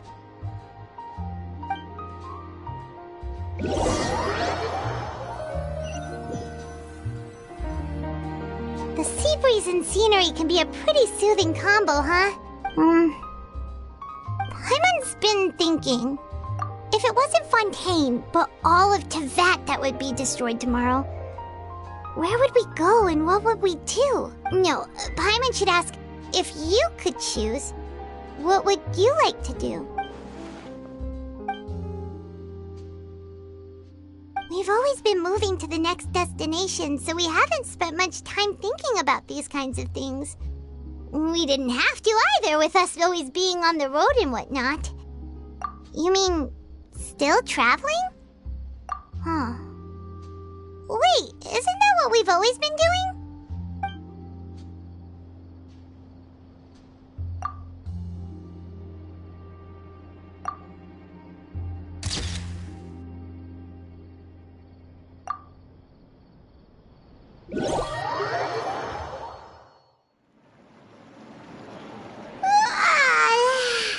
Feels like you'll grow mold if you stay here long enough. But it's still better than the Fortress of Meripede, that's for sure. It's not only damp there, but salty too. Ah, so the two of you are still here. Wonderful. Oh, you're from the Palais Mermonia, aren't you? Yes, I'm Isadora. Monsieur Nervillet sent me to look for you two before. I heard that afterward you went to the Fortress of Meripede. Not at all. I'm well aware that you're friends of his. Actually, I'm here to pass along a message from him. Yes, inside the Opera House. The Maréchaussée Phantom has declared the incident a small-scale riot. A riot? Well, that said, I don't personally think it was that serious. Lady Farina was watching a performance at the Opera House, and while she was resting during an intermission, some other audience members suddenly started harassing her, loudly accusing her of doing nothing about the prophecy crisis. And before she could respond, others started to join in. The crowd continued to grow, and protests against the Hydro Archon started to break out. So people have started to put the blame on Farina. Guess they finally found an outlet for the pressure they've been under due to the prophecy. I agree. People will naturally rely on gods, as is customary. But the moment people feel threatened, gods are also the first to be blamed. So what happened after that? Is Farina okay? Seeing that the situation was spiraling out of control and that further argument was pointless, she claimed that she'd gotten tired of this and left in a hurry. The Maréchaussée Phantom had their hands full maintaining order and did not catch where Lady Farina had gone. Only when things had stabilized did we realize that she had gone missing. So, you mean she's still missing? That's right. The Maréchaussée has dispatched many people to search for her, but we don't have any leads yet. That said, I don't think there's much to worry about. She is a god, after all.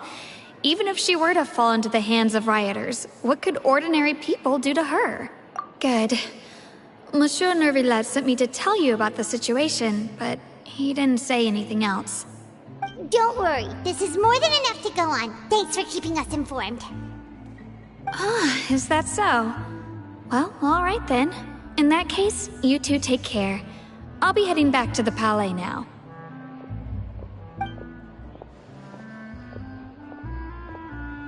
Well, sounds like we should hurry over to Poisson then. If we know Farina, she won't try to fix things in this situation. Instead, she'll look for a place to wait out the heat. And, as we also know, she may be loud and dramatic, but she doesn't have a heart of stone. When Nervillet was talking to her in the Palais Mermonia, and she heard about Poisson, she couldn't hide her sadness and remorse. It would be hard for her to ignore being accused by the public today. Paimon thinks Farina's probably taken the opportunity to slip away to Poisson and try to relieve the sense of guilt that she's feeling. Well, what do you think?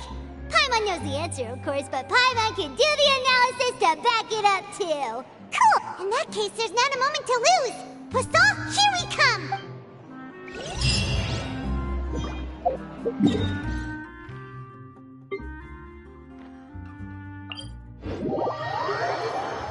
This place...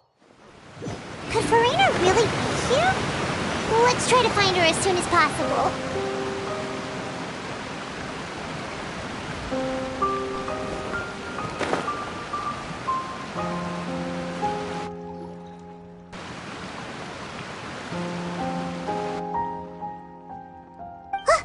That's Farina, right over there. She really is here all on her own. Should I just give up? This is all meaningless. What was meant to happen did happen after all. Everyone's dead. I'm sorry. I am so sorry. Give up, Farina. There's no point in holding out. I'm sorry. But what can I even do other than to repeat meaningless apologies over and over? Who's that? Don't worry, Farina. It's just us. So it is you, blonde traveler from another land. Why, I almost thought you were someone from that mob of my ignorant subjects. Come to kneel and beg for my forgiveness. Farina, you were crying just now, weren't you? The tear stains on your face are obvious. What do you mean, tear stains? Oh, I remember. The show at the Opera House earlier this morning was so moving. I'm still trying to process it. Who did that uncivilized rabble think they were, disturbing my enjoyment of the arts? They even dare to tout their Archon. I must teach them a lesson. I can just imagine their twisted and frustrated faces once they realize that I'm nowhere to be found. Oh, and I'm sure Nouvellette and those people from the Maréchaussée Phantom are freaking out right next to them, too.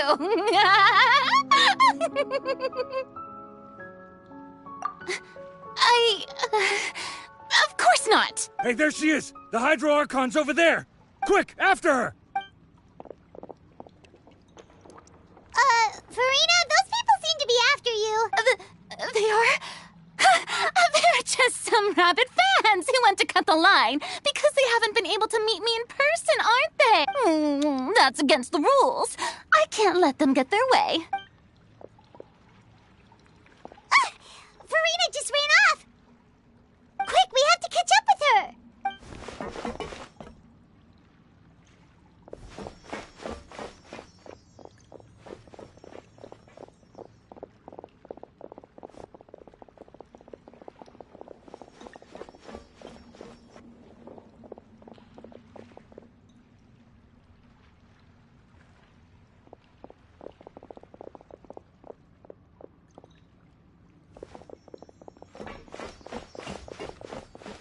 This should be the place, right?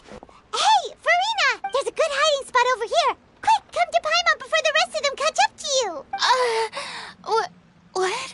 What is this place? Hurry, they're almost here! Fine. I suppose haste is warranted. Lead the way.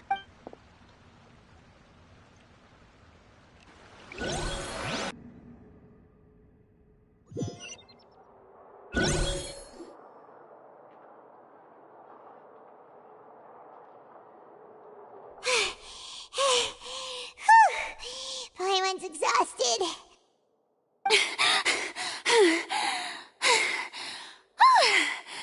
I'm so tired.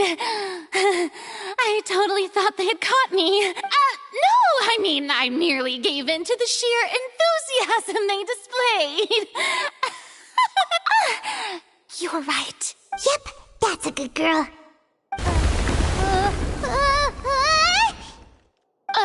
What's happening? The ground's shaking. Is it an earthquake? Yeah, a quake of this kind preceded the flooding in Poisson, didn't it? It can't be. happening again? Well, there's no need to worry too much about that. Neverlette's made some emergency plans, so the evacuation should go a lot smoother this time. Yeah, I hope you're right. But the people of Poisson, they've already...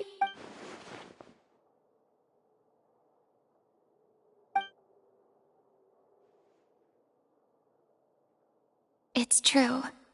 I've been investigating the prophecy for hundreds of years. I once had informants all over Tevat, searching for clues and feeding information back to me. I've tried all kinds of ways, too, to hold back the sea. Anything to keep the coastline from advancing. But all my efforts proved to be futile in the end. Really, the truth has been clear to me for a very long time. We cannot make an enemy of the divine. No matter what we do, the will of the heavenly principles will have its way, and the prophecy shall be fulfilled. Give up. I do love the sound of that phrase. It would mean finally coming to terms with fate, but also for me to finally be free. Indeed, I've thought about giving up so many times, especially after we almost lost Poisson.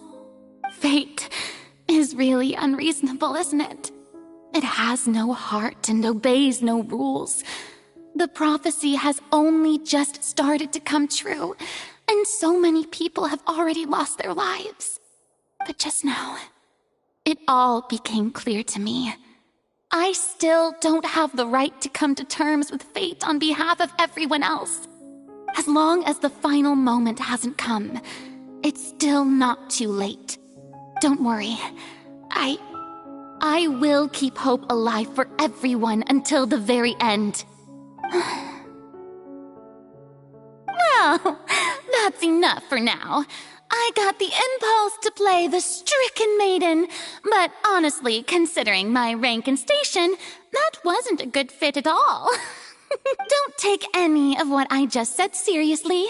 How could I possibly let Fontaine fall to the whims of trivial prophecy? Come on! Paimon could have sworn you were actually being honest just now.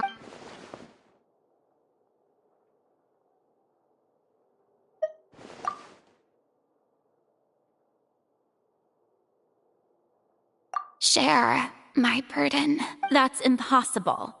It was fated right from the start that this would be my duty alone. A witness. Yes, I've heard that you came to Tevat from beyond the stars, yes.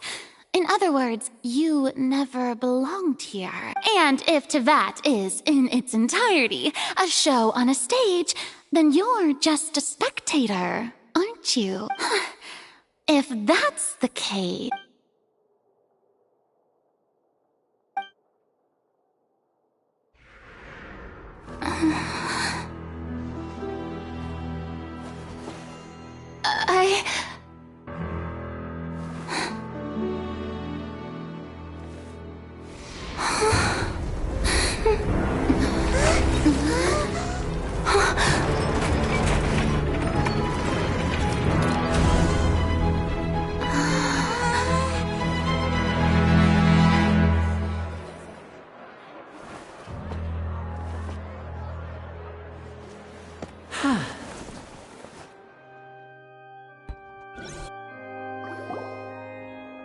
Ladies and gentlemen, this concludes my opening performance. Now, without further ado, we may proceed to the trial of our god. So this is what it is. Yes, you deserve praise for the effort you took to raise the dramatic stakes. Do not forget, however, that I am Focalor, the god of justice, the embodiment of justice itself. Does it not strike you as even the least bit absurd to bring the very concept of justice to trial? May I interpret these words as your refusal to stand trial? In that case, you will have the opportunity to defend your honor through a duel. You would draw your blade against a god?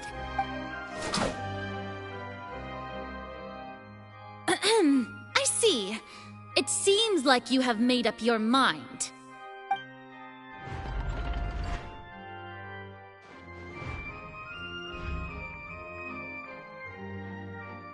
Paimon can't believe it.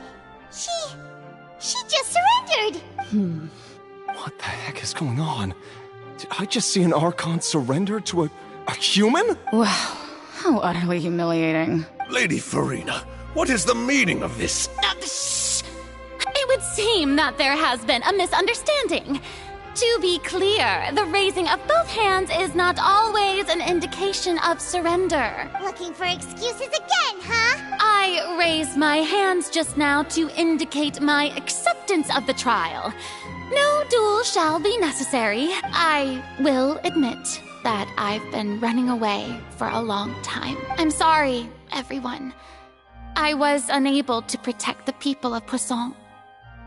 It is my duty to stand trial for my crimes. You are not the only ones to be disappointed in me. I, too, am exceedingly disappointed in myself. But now, it is time for the Hydro Archon to show you her courage and resolve. I, Farina, will use this trial to show the world the true meaning of justice! This time, I will protect you. Applaud and rejoice. One of the most outrageous and fantastical arcs known to the opera epiclese is now unfolding before your eyes. Mark my words, this shall be one of the most exhilarating and brilliant shows ever to grace the stage of Fontaine. The trial of the Hydro Archon, Focalor, will now begin! Woohoo! Oh, now we're making history! Why does it feel like Farina just took over the whole thing? Like, come on! Didn't she just get forced to stand trial for her crimes? Also, even though she's still acting super dramatic, she is taking this seriously this time, right? All right, then. Who will be my opponent in this trial? The court asks the prosecutor to please take the stand. Is that so? Very well. Then please speak, witness of Tivat, my accuser and fated opponent.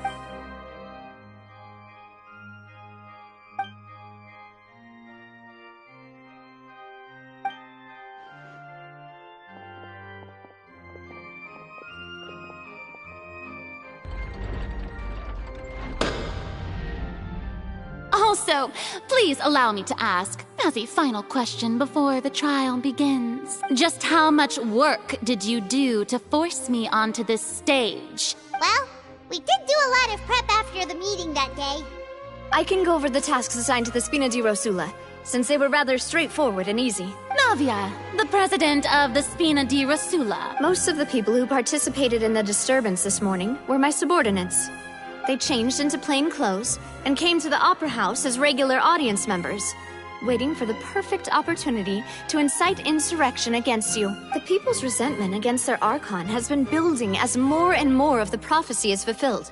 A spark was all we needed to turn smoldering anger into a flame. Moreover, according to our understanding and analysis of you, when something like that occurred, you would likely flee the scene and head to Poisson by yourself. So, we arranged for a second group to lie in wait there. So, you mean the ones who scoured the settlement for me were also from the Spina? And their goal was to force you to step into the giant magic box so you may personally participate in the greatest magic performance in all of Fontainian history. That's right. That house was a magic box, rather than someone's residence. As the super ultimate version of the setup that I used when I first performed at the Opera Epiclese, the volume of the box was increased by a whole order of magnitude, and the distance it traversed was the entire gap between Poisson and Aranias. Its cargo, of course, was an Archon instead of a human.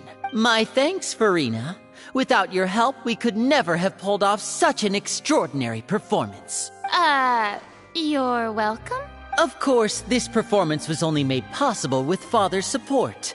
The House of the Hearth spent a massive amount of labor in Mora to pull this off. We had to select a location, construct a giant magic box, dig a tunnel, and open up a path through the water. It was a lot of work for all of us. So, in other words, the earthquake that we felt within the giant magic box was just a normal tremor from the transportation of the whole house? That's right. It wasn't a sign of another disaster to come. Then, I can guess Nervilette and Cloran's part. You gathered a crowd, prepared a stage, and made sure that the champion be ready for a fight. Also that as soon as I appeared on the stage, the trial may commence without a hitch. Am I right? Yes, that is correct. Well, Clorand, I must commend you for your courage. Only the most outstanding champion duelist in all of Fontaine would accept a duel with an Archon without flinching. Thank you. As for you, Traveler, I suppose your role was to keep me distracted with conversation once you found me in Poisson. You'd make sure that I didn't notice anything amiss before revealing yourself as my prosecutor once we'd arrived onto the stage. Oh?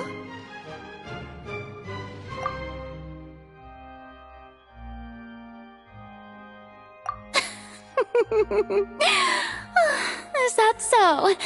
Then I suppose I must have missed my final chance. It's fine. It matters not. What's done is done. The stage is already set, so there's no reason to disappoint the audience. Let's see this trial through to the very end.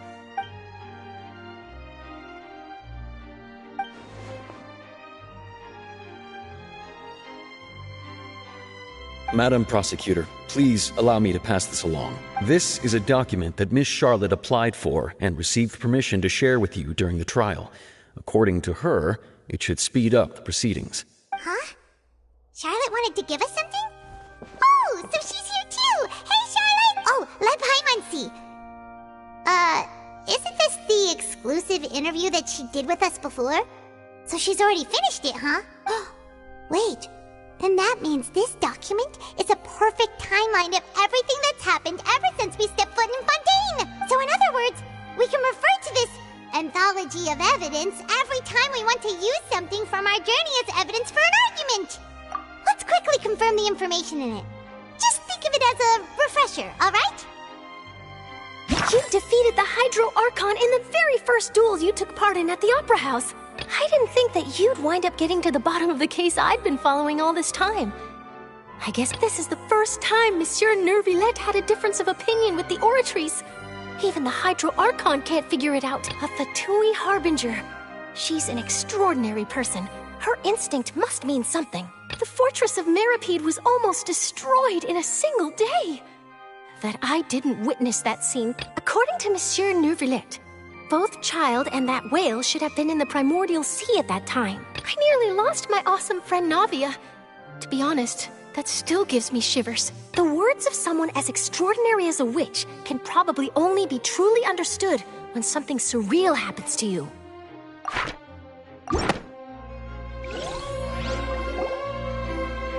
The prosecution and the defense are both in position. The trial shall now begin. Oh, come on, Nervilette. There's no need to repeat all the unimportant legalese. Just fast forward to the part where the prosecution lays out my offenses. As the defendant and the lead actress of this performance, I still haven't even been informed of my supposed guilt in all of this. Of course, it is only natural for humans to struggle to understand the actions of a god. However, you will need more than that to convict me of a crime. That's true, but my charge here is unrelated to your conduct as an Archon. Instead, I would like to charge you as a fraud, who's never been the Archon in the first place. Wait, what was that? Lady Farina's a fraud? Hey, I came here thinking that we were going to try the Hydro Archon for forsaking her duty, but did I hear that right? She's not our Archon at all? Charge accepted. Lady Farina, do you plead guilty to the charge? Lady Farina. I plead not guilty. How can I be guilty? There is no way that I, Focalor, otherwise known as Farina de Fontaine, a member of the Seven and the Regina of all waters, kindreds, peoples, and laws of Fontaine, could be— Yeah, even though Lady Farina can be rather eccentric, isn't it going too far to doubt her very identity? Yeah, I've never questioned her identity either. Sure, Lady Farina can be super irresponsible, but what grounds does that prosecutor have to make— I have cause to believe that common sense will prevail in this case. Many of the members of the audience have known me as the Hydro Archon ever since they were born. There would be no fooling their memory. See? Even the Oratrice has decided to show me its favor. Are you sure you want to commit to a charge that will never be upheld? If you wish to drop the case, I can promise you as the God of Justice that you will not have to face trial for making a false accusation. We will treat everything that's happened as a dramatic spectacle and move on with our lives. What do you say to that? Huh. An argument with near impossible odds, huh? You have to not only refute Farina's claims, but also overturn the long-held beliefs of the people. Well, I tried to give you the chance to surrender. If you must persist, then let me ask. If you believe I'm not the Archon, then what manner of being do you think I am? And if I was not the Archon, then how did I manage to live for over 500 years?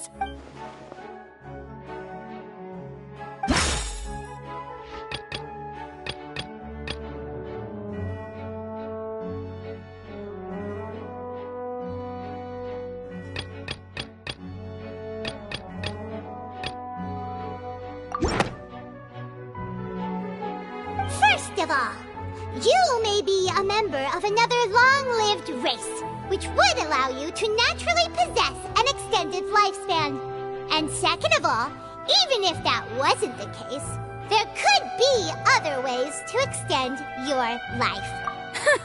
Who gave you that idea? Was it the knave? You'd sink so low as to use a harbinger's words against me. A curse? I once thought it possible that the aura of an Archon might naturally resemble a type of curse. But in light of this claim, perhaps what I sensed was not your divinity, but a curse after all. You sensed it too, huh, Nervalet?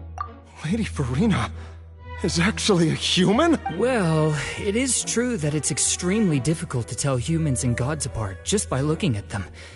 It's not impossible.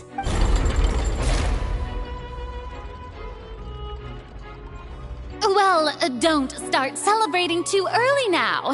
Even if I have been carrying a curse like you said, how does that prove that I am merely a human being? Besides, everyone knows that the main difference between a human and a god is the possession of authority.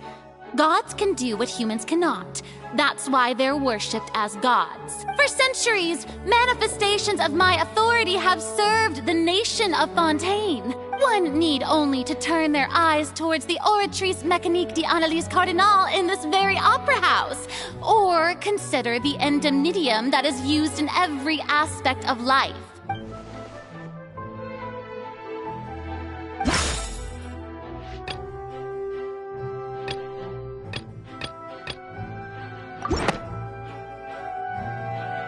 You tried to reference the Oratrice, but weren't you as confused as all the rest of us when the Oratrice declared Child to be guilty without any proof? Otherwise, you should have come up with a good explanation for that by now. Didn't I make myself clear at the time? The decisions of the gods are naturally difficult for humans to comprehend. There is no need to provide an explanation. Lady Farina, I believe a reminder of your current circumstances is in order. While the court is in session, the principles of justice and the law must come before all else. While you are an Archon, you are also first and foremost the defendant in this trial. You will prove yourself unable to defend against the prosecution's charges if you continue to withhold vital information against the rules of the court. I never thought you'd use that kind of rhetoric against me. That was no trick of rhetoric, Lady Farina. I've merely reiterated the rules of the court. Rules that all should respect and follow. So, you neither knew why Child was declared guilty, nor did you understand the structure and operations of the Oratrice. Instead of having been created by you, the manifestations of authority you mentioned have been made by the real Hydro Archon, haven't they? The real Hydro Archon? Well, now you're really losing me. It is true that I did not know why the Oratrice gave out a guilty verdict that day, but the Oratrice handed out that verdict unilaterally, and it has been operating independently ever since it was first created. You can't argue that just because a divine creation is flawed, that the god behind it must also be no god at all. She's still throwing out all kinds of excuses. Seems like she's confident that we won't be able to produce proof that she has no power over the Oratrice. My power as an Archon. There are many ordinary citizens in the audience. How can I just carelessly demonstrate the formidable power of an Archon? If that poses a concern, I'm prepared to extend my protection to the audience. You don't need to go that far. Aren't you the Hydro Archon? Or is it that you can't even wield the power of Hydro, much less the authority of a god? Indemnitium! Yes! It's all because of Indemnitium! All Archons derive their power from the faith of the people, and I've converted the people's faith in justice into Indemnitium. Thus did I give up all of my divine power to provide everyone with energy for their daily lives. Have you ever seen a more magnanimous god?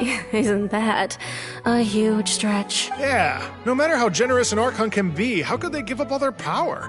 Can a god with no power even still be called a god? It seems like nobody's buying Farina's excuse. Hey, come now, everyone. Please don't stare at me as if I was a liar. I'm still the same Farina you knew, right? The one that you loved. Shouldn't you want to believe in me, please? You've got to believe me. If what the prosecutor said is true, she really has committed a grave offense. Did she deceive all of us?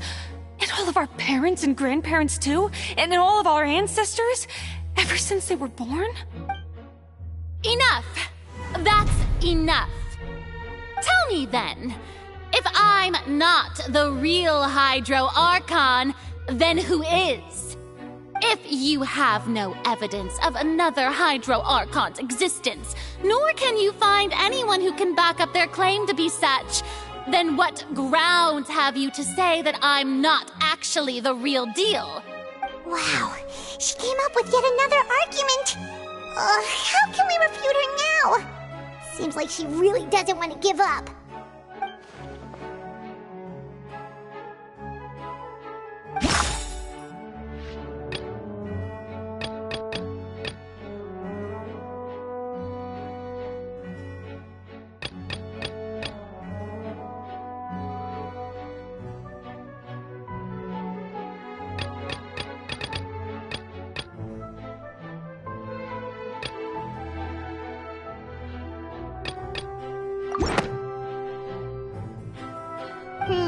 That doesn't sound right. Paimon doesn't think...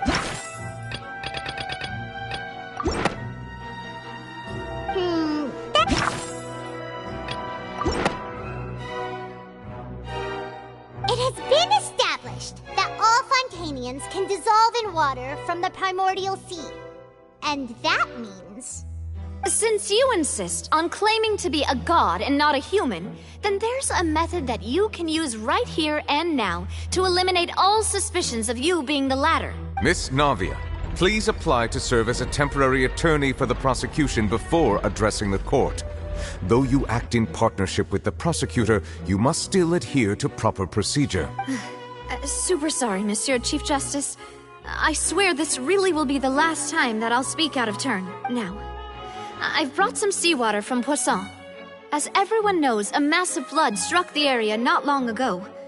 taking many lives, including those of some of my closest friends. So, Miss Farina, would you dare to touch some of this seawater?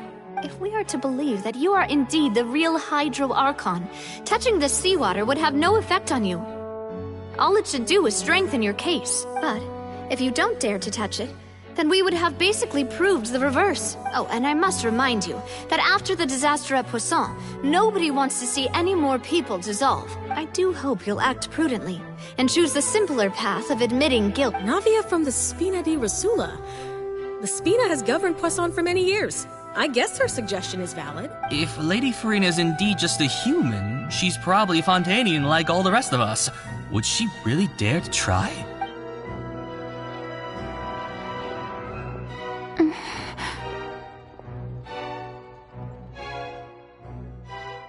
Lady Farina, this test has been unilaterally proposed by the prosecution. As it falls outside the realm of standard court proceedings, you possess the right to decline participation. Well, of course he had to tell her that. But refusing to participate is basically the same as a confession of guilt. She's just staring at the water without saying a single word. It really does seem like she's quite terrified of it. What's going on? Is she really planning to... that's not what we thought she would... Due to the inherent risk of the test, Lady Farina, you may... What? Hey!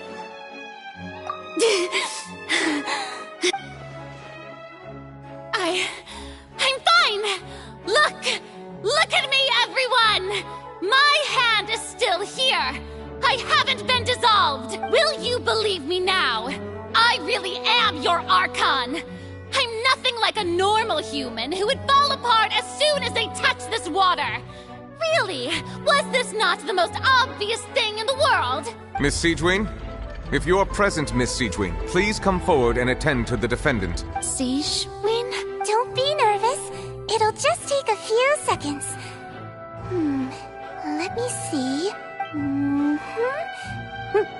That should be enough. Please announce the results of your evaluation to the court, Miss Siegewin. As everyone doubtlessly saw, Miss Farina was displaying symptoms of hyperventilation and flushed skin. These indicate that she was experiencing the adverse effects of exposure to primordial seawater. The extent to which she was affected is the same as other humans when exposed to primordial seawater of a similar concentration. Thank you, Miss Siegewin. Lady Farina, you may return to the defendant's stand. Oh, wait. What did she just say? I didn't get dissolved! Shouldn't that be enough to prove my innocence? Well, considering your tendency to run from your problems, we did originally prepare a direct sample of the seawater around Poisson. However, after extensive discussion, we exchanged it for a sample that is not concentrated enough to dissolve an actual human. After all, on the off chance that something entirely unexpected might occur, we don't want anyone else to lose their life to the sea. Yeah, so out of regard for Farina's life, you secured a low-concentration sample and asked the head nurse to serve as an expert witness. It's a great thing that the direct sample wasn't actually used. Farina could have... I can't believe... you...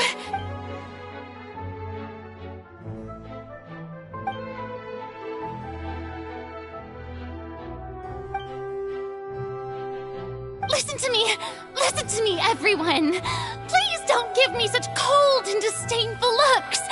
What happened just now didn't prove a single thing! Think about it!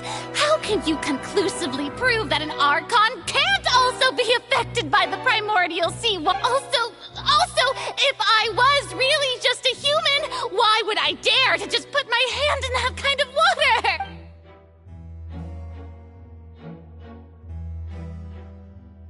Please, everyone, anyone, just listen to me! I swear, I really am your Archon!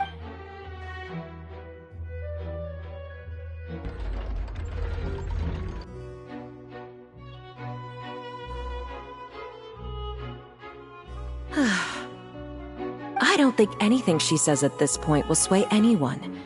The odds are just too stacked against her now. With all the things that have been said, Paimon doesn't think there's any way left for Farina to win. I believe the time for arguments and presentation of evidence has come to an end. If there are no objections, we will move on to the final judgment.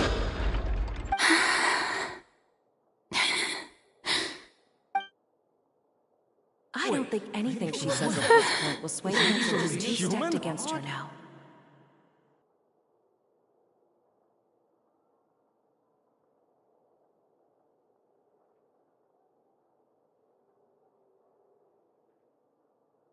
In my capacity as Chief Justice, I shall now render judgment on Farina's misrepresentation of herself as the Archon of Fontaine. As a human who knowingly deceived her fellow citizens, Farina is guilty.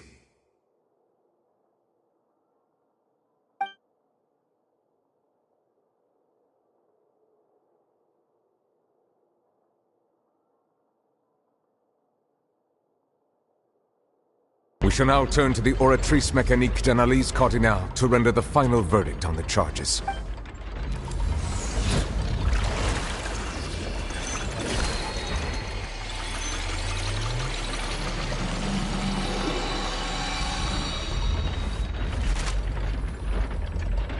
According to the judgment of the Oratrice Mécanique d'Analyse Cardinale, Farina is...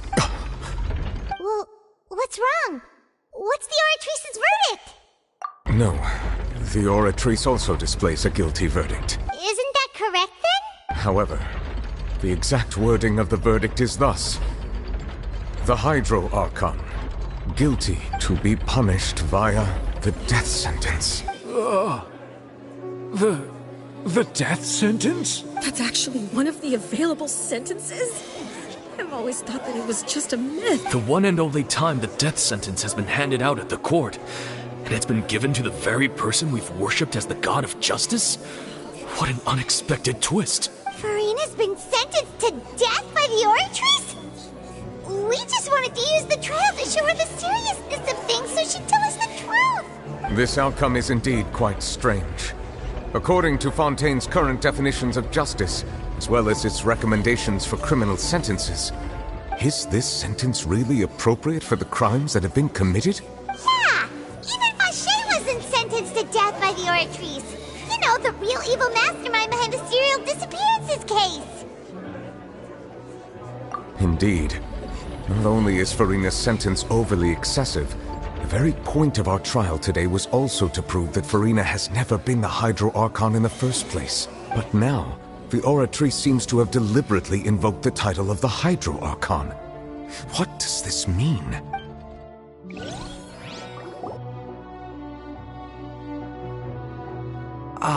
Excuse me, if I may interrupt.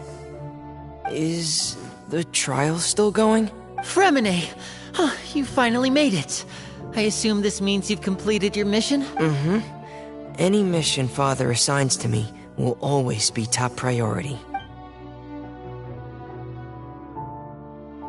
Is that the first prophecy slate? Huh. So the knave privately arranged for Fremine to try and find the missing slate. I looked everywhere and finally found it at the bottom of the sea. It took me a long time to get around some dangerous stretches of water. But has the trial already concluded? Then, doesn't that mean I've come too late? Oh no. Father will be disappointed in me. Thank you for your hard work, Mr. Fremine. Please allow me to review the record left on the slate.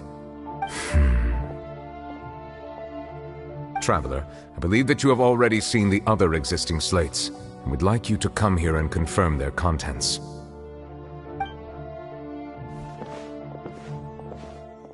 Huh? So what do you see? What is it? I believe I have now made sense of the Hydro Archon's crime.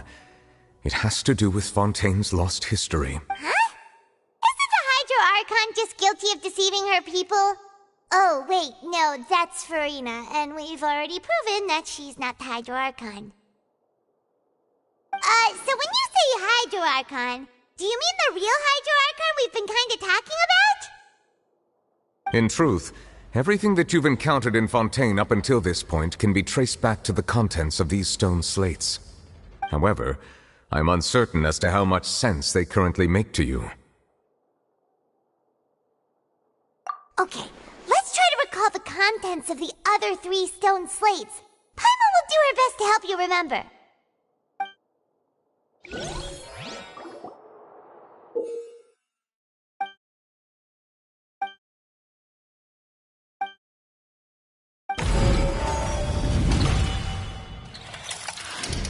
The first stone slate describes what you just said.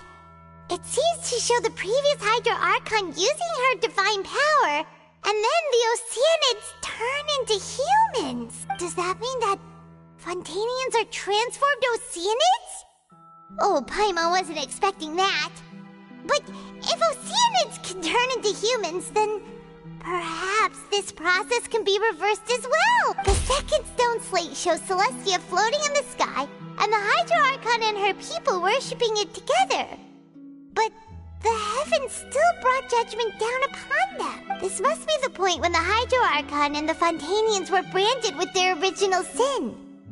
Does this mean that the original sin and the Hydro Archon sin are the same thing? The third slate shows the Hydro Archon sinking into the sea surrounded by many people. That reminds Paimon, didn't we also watch that happen to someone else? Well, the fourth slate is the prophecy the Fontainians have been talking about.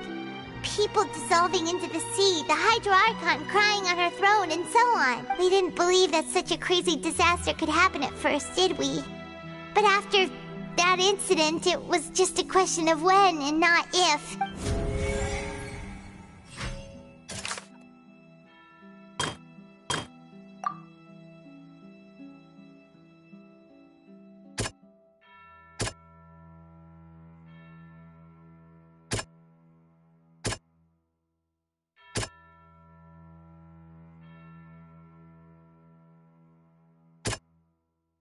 That doesn't sound... That doesn't...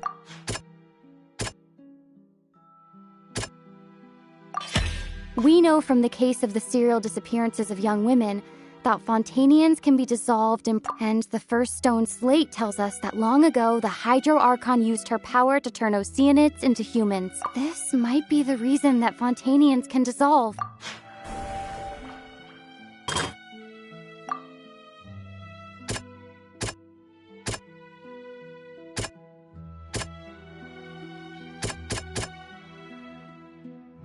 That doesn't... Perhaps what is about to take place has all happened before. The true sin of the Hydro Archon that Nervilette mentioned, and the original sin cast down on the people of Fontaine by Celestia, as recorded on the stone slates.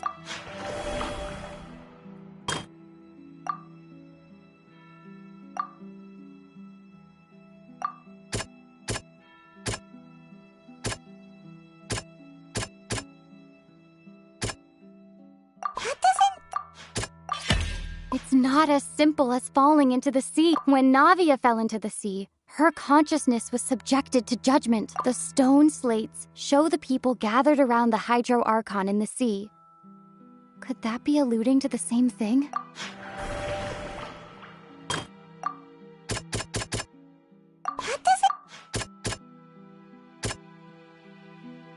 doesn't...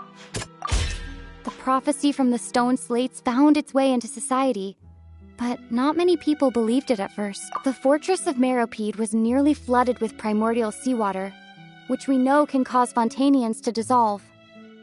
It seems increasingly likely that the prophecy may come true. If we hadn't dealt with it in time, things could have gone very badly.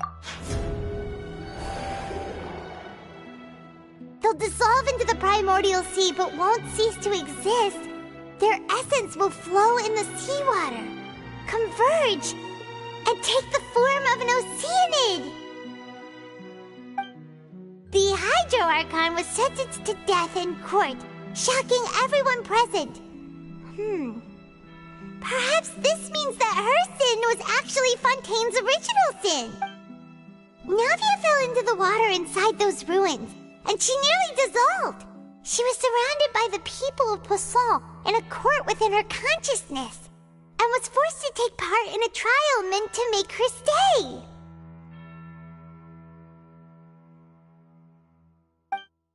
The eruption of the primordial sea at the fortress of Meropide was the surest sign that the prophecy was about to come to pass no matter what. The prophecy's contents can all be verified by recent events. If we combine what we know together, loads of truth should come to light.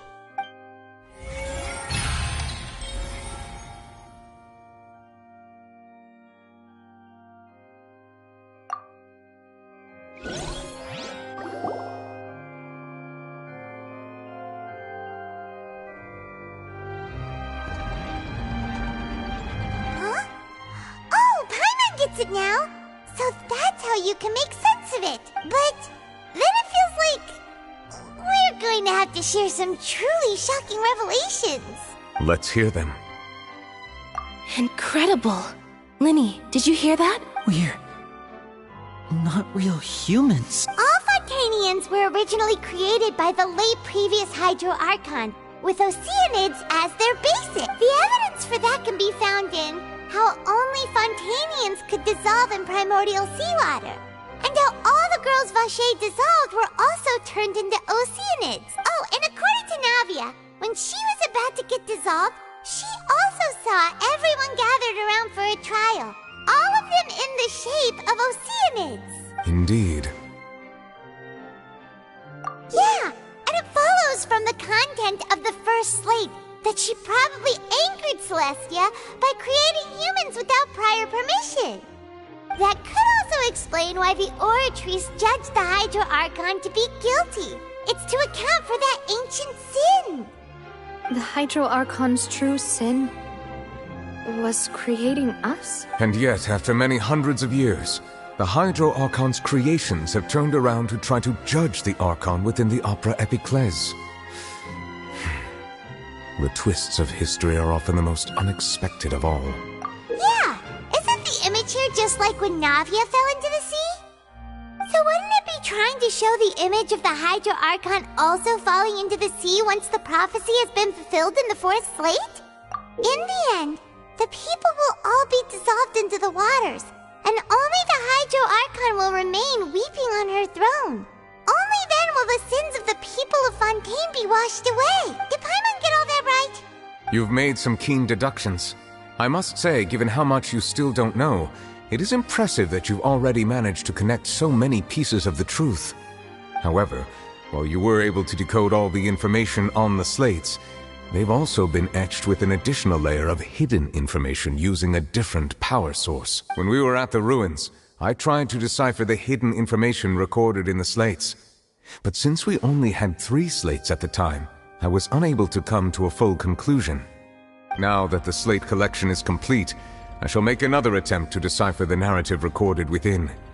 If everything goes well, we should finally be informed of the unadulterated truth.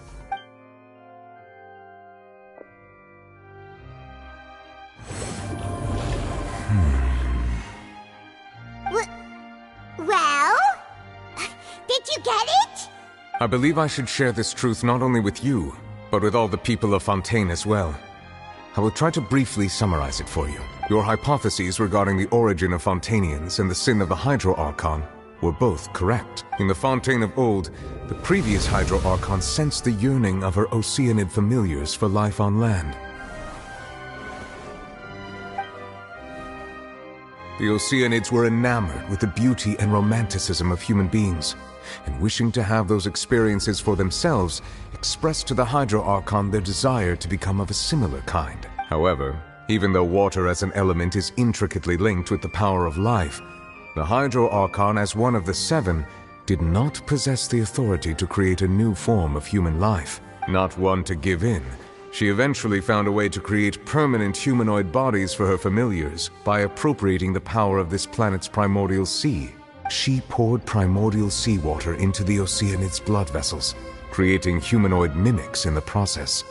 But if Fontainians were to ever come into direct contact with water from the primordial sea, the power within their bodies would escape these artificial restraints and return to the sea. As a result, their forms would collapse, and they would be reverted to their original forms as Oceanids. Of course, the Hydro Archon never received permission from the heavenly principles to create a new human race. And thus, the Hydro Archon and all of her creations came to shoulder the original sin of appropriating the power of the primordial sea. That is the true history of how the people of Fontaine first came into being. So we were all Oceanids before we turned into human beings? That's way too much information for me. I think I'm just going to pretend that I never heard a single thing. Wait, but if that's the truth, we can't let the Hydro Archon be sentenced to death. After all, her only sin was creating us. This really might be too much information for your regular Fontainian, but it does answer a lot of our questions. Alas, your hypothesis regarding the third and fourth stone slates was inaccurate. The slates' respective positions are, in fact, correct. A key point of the visual on the third slate is how all the individuals depicted in the water are humans rather than Oceanids. They have not been dissolved, which implies that the water depicted in this slate is not water from the primordial sea. The nation of Fontaine is the nation of Hydro, as well as the nation of trials and justice. Instead of being the literal element, the water in the scene symbolizes judgment and justice. You may also recall Navia's experience. When she fell into the sea, her consciousness was surrounded by that of many others who intended to hold a trial to determine her fate. Therefore, the meaning of the third slate is that the people of Fontaine shall try the Hydro Archon at the court of justice. Yes, it refers to our present situation. I think I'm following now. So, what you're saying is, even though we decided to put on this trial to avoid fulfilling the prophecy, in truth, everything we've done has happened exactly as the prophecy foretold. So now, it seems, we're the ones making sure it comes true. What should we do? Huh. No matter what, the prophecy will be fulfilled. Is this what it feels like to be a prisoner of fate? If that's the case, does that mean the scene in the fourth slate will also be fulfilled soon? Traveler, I would like to point out another small fallacy in your deductions about the fourth slate. You probably thought that the eruption of primordial seawater beneath the fortress of Meropide served as the surest sign that the prophecy was about to come to pass, yes? However, I believe that rather than being a sure sign, that eruption could in fact only be a small warning of something far worse. As for the root cause of the catastrophe, I believe you've already encountered it once before.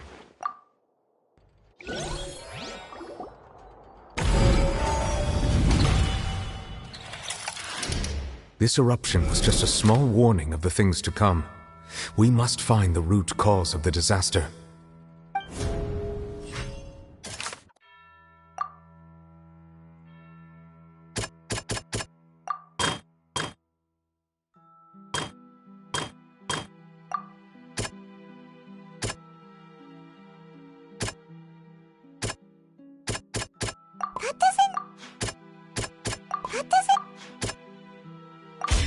It was both dream and reality. If we're talking about a true culprit, that could only be that thing inside the primordial sea, right? The truth, the original sin, the trial, and the root cause of the disaster.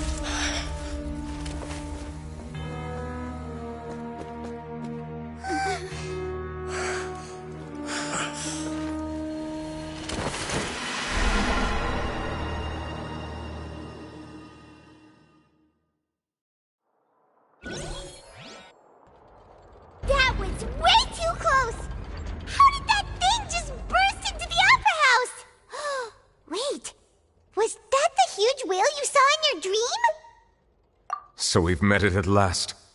I understand very well why it has chosen to make an appearance here. That whale does not belong to Tevat. It is a monster that has traversed the stars, weeping all the while. It has been greedily consuming the energy from the planet's primordial sea, using it to grow. That is the main cause for the rising sea levels. And once it has finished consuming all of the energy contained within the sea, its next step will be... You said that when the Hydro Archon first created Fontainians out of Oceanids, she filled their blood vessels with primordial seawater. Precisely. That whale finds the blood of Fontainians nigh impossible to resist. Therefore, when it left the primordial sea, it decided to make its next stop a packed opera house full of food. Food in the form of Fontainians. We just barely managed to push it back, right?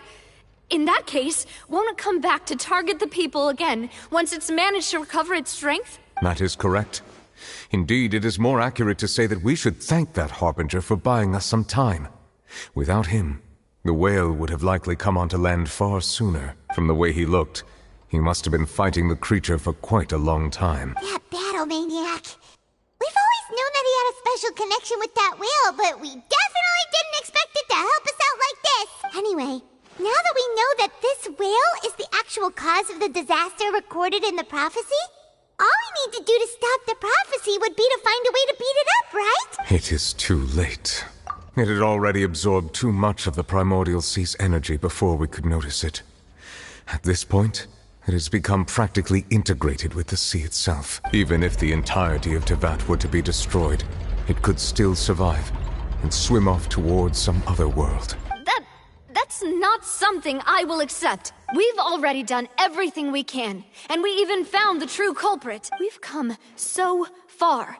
You can't just tell me that the last hurdle is some impossible foe. That's just not fair. Indeed.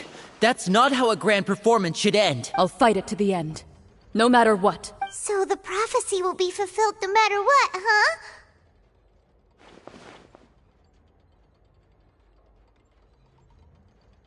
The prophecy. Yes, what has been prophesied will be fulfilled. You may view such things as the history of the future.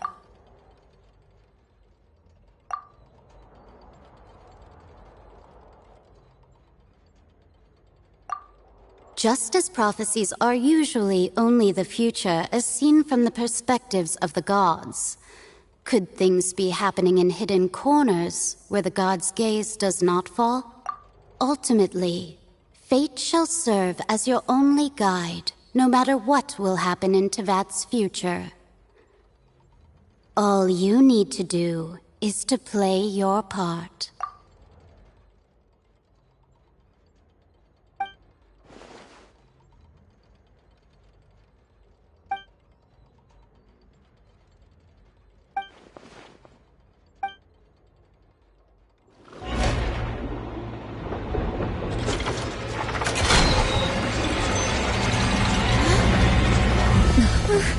What's happening with the oratories? I believe it is preparing to carry out the death sentence.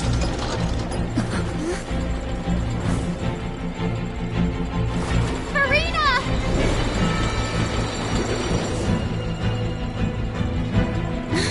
No, I still need answers.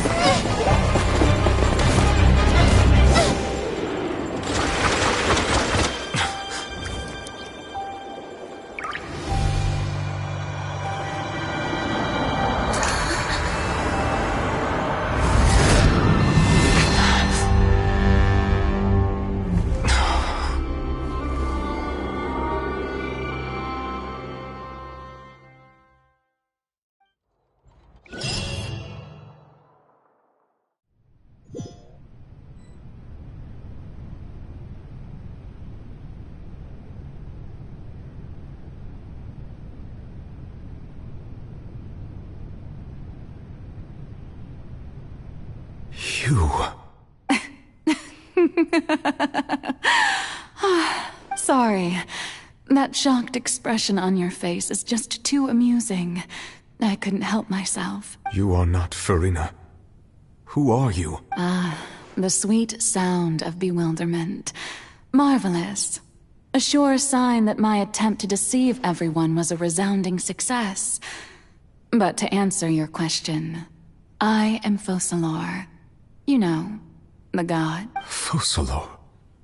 Why did you deceive us? Oh, that wasn't my goal, of course. Goodness, no. But I had to fool everyone else too, if I was to stand any chance of deceiving the heavenly principle. Deceiving the heavenly principles? It's all because of that pernicious prophecy.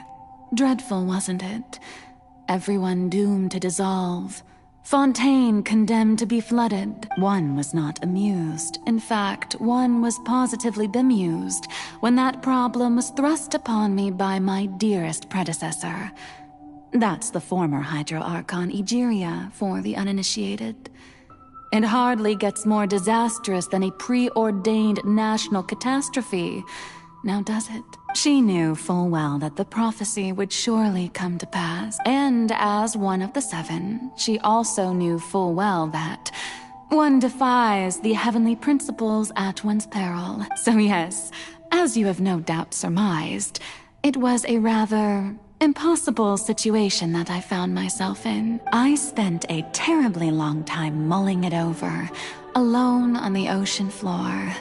And I was almost growing barnacles by the time I finally realized there was only one possible solution to this confounding conundrum. I had to outwit the heavenly principles, allow the prophecy to be fulfilled, ostensibly at least, while saving everyone at the same time. I'm a genius, I know. I can only assume that's why Egeria chose me as her successor. Although, looking back now, it was hardly the inheritance one dreams of. Between the task of saving the nation, the quotidian duties of the Hydro Archon, and not to mention the original sin of creating a new race of humans, I dare say she left me quite a colossal mess to clean up. But one can only play the hand one is dealt. I did not choose this, any more than I chose to be one of her Oceanid familiars. So you were also once one of the Oceanids, transformed into a human by Egeria's hand? Yes, I was. I always dreamed of becoming human. And I still do, even now. In my eyes, to be human is to be part of the greatest opera ever known. After becoming a god, I separated my divinity from my body and spirit, leaving behind only a self that was as naive and bewildered as my past self on her first day as a human being. The me you see before you now is that divinity. And the human counterpart I left behind, I named Farina. She could feel joy, sorrow, and everything in between. She could be as vain and conceited, or as meek and vulnerable as she wished. Her strengths were of a kind only a human could possess, as were her shortcomings. But in my eyes, Farina's humanity was what made her perfect. She was perfectly human in every way. The person I always wanted to be. Anyway, so then I cursed her. All part of the plan, of course. The plan to deceive the heavenly principles. Do you still remember the final scene of the prophecy? The Hydra Archon alone, weeping on her throne. In order that the prophecy might appear fulfilled, I invited Farina to be an actress, to play the part of the Hydro Archon in the prophecy. Under the curse I placed on her, so long as I, Focalor's divinity, continued to exist, she could not die. But nor was she free to live her life in the pursuit of happiness. Instead, she was forced to take the stage in the opera house, to embrace the role of leading lady, to forever play the part of the god from the prophecy, all to create a deceitful appearance of that prophecy coming to pass. I suppose now you probably understand why your court is called the Opera Epiclese. But Farina is only human, isn't she? Even though she has had a long life, her mind is no stronger than that of any other ordinary human being. I cannot begin to fathom what she has had to endure. It must have been torture for her. It has indeed.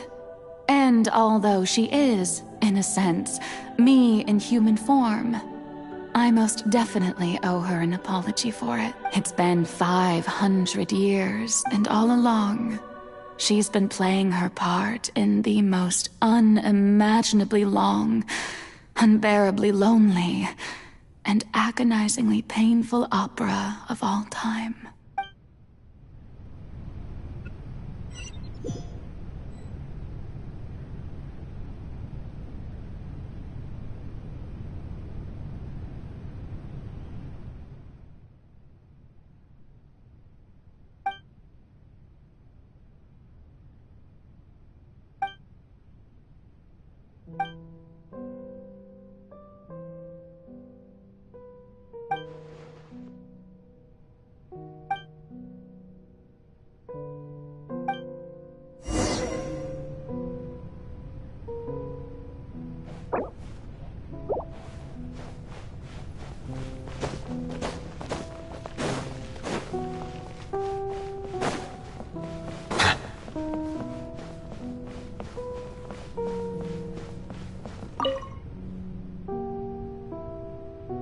Oh, who permitted you to come onto the stage?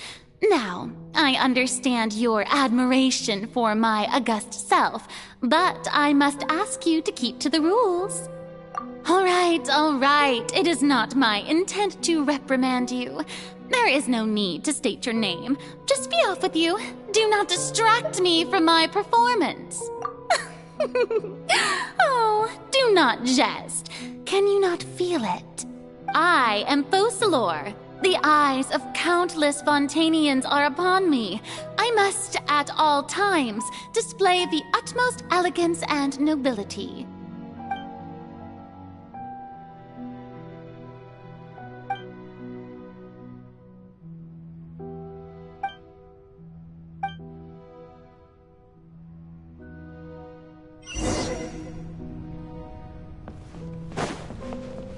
Dear audience, the performance is experiencing a technical difficulty, but worry not.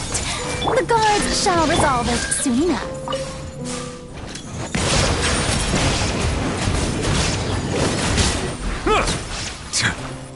Hey, what gives? The audience is still watching me, you know. Guards? Wait, where are the guards? Guards!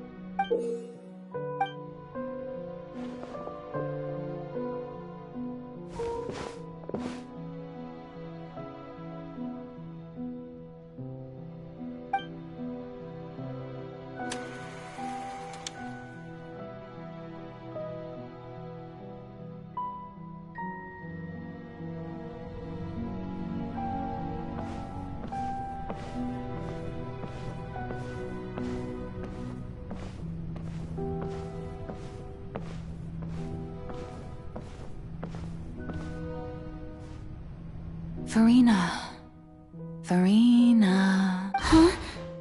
Who's that? Who's calling me? Where are you? Be not nervous. Be not afraid. I am before you. Wait a moment.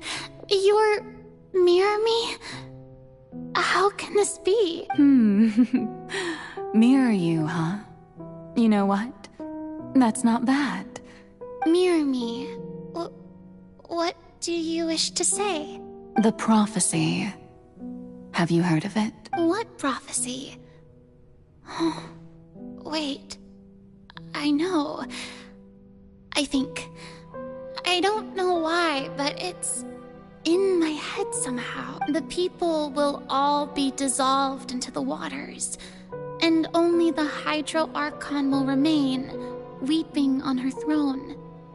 Only then will the sins of the people of Fontaine be washed away. Oh, very good. You know it well. What's going on? I can't seem to remember anything clearly. The only thing I know for sure is this prophecy. Will it really come to pass? Yes, it will. And that is why I've come to you. Disaster will come to Fontaine sooner or later. Things will develop just as the prophecy declared. There is no escaping it. But doesn't that mean everyone will die? I'm a Fontainian just like them. Will I dissolve too? Oh, don't worry. Magical meetings exist in this world precisely to give people a chance to turn things around. It is the reason why you met me today. I will tell you how to save everyone, but you may have to suffer somewhat. Oh, so there's still hope after all. Goodness, you frightened me. You spoke so much and with so much certainty. As for the suffering, well, I will admit that the first thing that came to mind was, why do I have to be the one to suffer? But if the prophecy will come true, I'll also die anyway, right? So if I've already met you as my magical meeting in this world, if there were scales, with all the people of Fontaine on one side and my pain on the other, is it not obvious where the scales should tilt? You truly are the perfect human. My ideal. I suppose this would also be the justice that belongs to you. Huh? Don't worry, it's nothing. Listen well. Fontaine has just lost its Hydro Archon. I need you to play a role. That of the new Archon. Play as a god? That's right. You must begin a never-ending masquerade. You must never let anyone suspect your identity. If you can keep it up, then I shall have my way of defying this prophecy. But should your identity be revealed, then all hope will be lost. But how will I do this? A human assuming the role of a god without being exposed. Don't worry. What you must do is not to turn yourself into a real god. You simply need to play the role of a god as humans imagine them to be. Being a human yourself, I'm sure you already know what such an entity would be like. Remember, your true challenge will not be pursuing divinity, but contending against humanity. I'm still not sure I understand, but I'll try. I'll try to do this. So, how long am I going to have to play this role? To accomplish this mission, you will have to stay on the stage for many, many years. You will endure and not grow old until your task ends. But I promise you, all will eventually end in a magnificent and dramatic trial, and everyone will be saved. A trial, huh? How exciting. I'll be looking forward to it.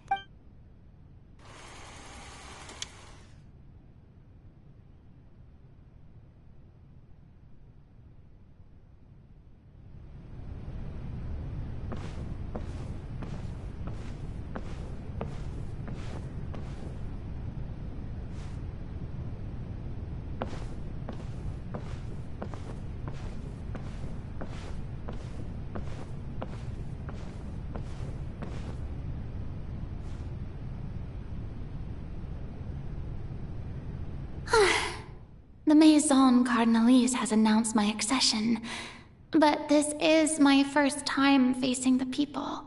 What should I say to most appear like a god? To be honest, I still don't know. Perhaps I should first try to act natural. Ladies and gentlemen, good evening, and welcome to the Opera Epiclese. I'm sure you've all heard about how I have taken on the role of Hydro Archon. Indeed, I am Verena de Fontaine, your new Archon. In truth, I know little about becoming a nation's new god, but it will be my honor to guide you all as the god Focalor, the god of justice. I shall do all within my power to lead you into an age of fairness and justice. Once again, thank you all for coming. If you should have any questions or suggestions, please send them to the Maison Cardinalise. The future of Fontaine will require us to work together, after all. This should do it. I thought I might stammer, but thankfully, I was able to convey my thoughts just fine. Okay, and next. That's the new Hydro Archon. Is this some kind of joke by the Maison? I would have thought that a being that surpasses humanity would be a bit more assertive. Hey, did you hear that? She even told us to send her suggestions there at the end. Shouldn't gods be all-powerful? She's being so modest. What's the difference between her and an ordinary person, then? If you ask me, perhaps the succession didn't actually happen. She might just be a Maison-back puppet. Wait, what's going on? Why is everyone suspecting me of being a fake? Oh, this is bad. If I get exposed here, there'll be no saving the people from the prophecy. Right. Mirmi said that I just need to play the role of a god as humans imagine them to be. Calm down, Verena. Think. What do the people want? How would they imagine a god to speak and act? Assertive, with a strong sense of presence. One who can dispel all doubt. That is the character I'm fated to play.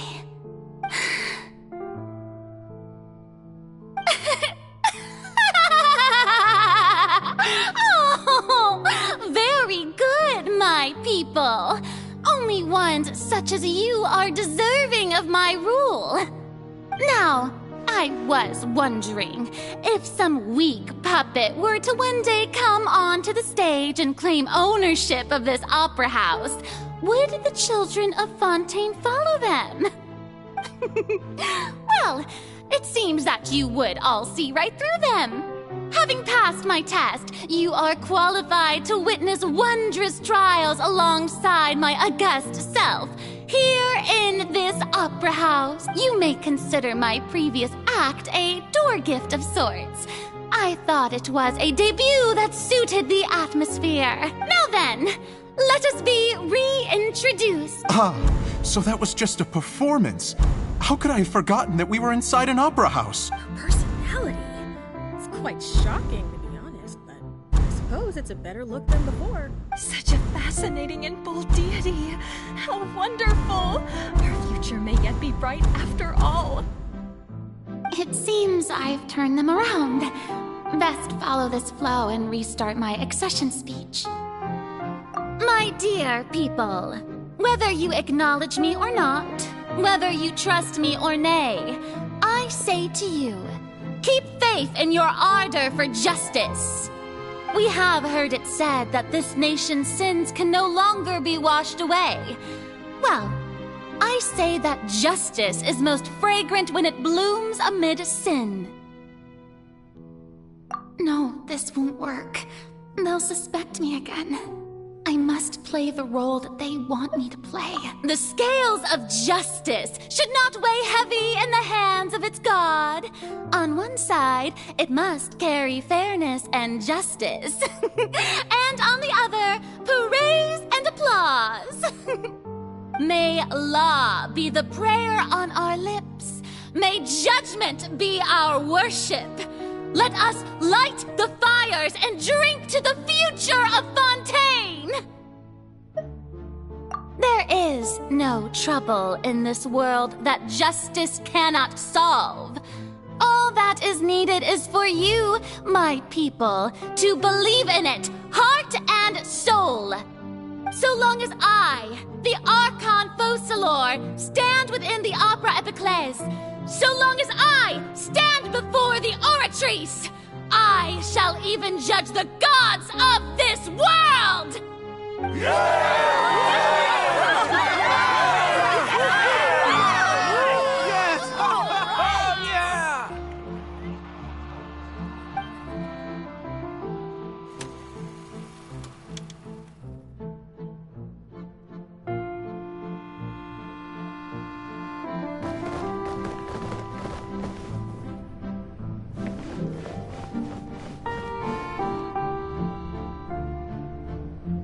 Lady Farina, here are today's case reports, as well as a summary of the follow-up for your perusal. Come now, was I not just at the Opera House in person? Leave these kinds of things to Neuvillette. Besides, none of these trials were the one that I'm looking forward to the most. If I may be so impertinent, what kind of trial are you truly looking forward to? A magnificent, dramatic, and wondrous trial. A trial to end all things. How could you hope to understand? That's true. I fear I lack the ability to grasp your divine thought, Lady Archon. No need for fright, and do not take what I said before too seriously. Go now, do your duties. The trial I await. It will come one day.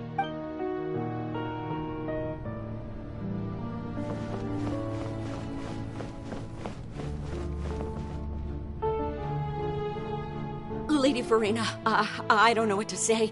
Thank you for agreeing to see me. No need to thank me. Or rather, thank your own sense of perseverance instead. Long have you stood in line to meet me, have you not? Oh, I'm afraid that's just an inevitable consequence of my divine charm. All right, Deoteria, is it? How is your son's illness? You remembered me, and you knew of my family, too. He is doing much better now. In fact, he is far more of an ardent believer than I. He was the one who forced me to seek an audience with you, and to bring your words back to him. Oh, good. Very good.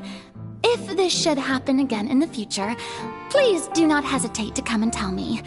Going down to citizens' homes every so often, while not usual practice, should serve as a fine change of pace.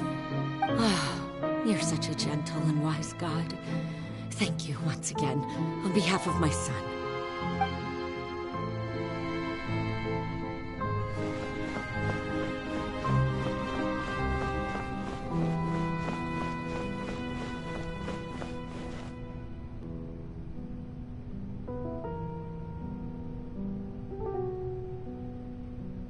Lady Farina, here are the latest hydrological reports.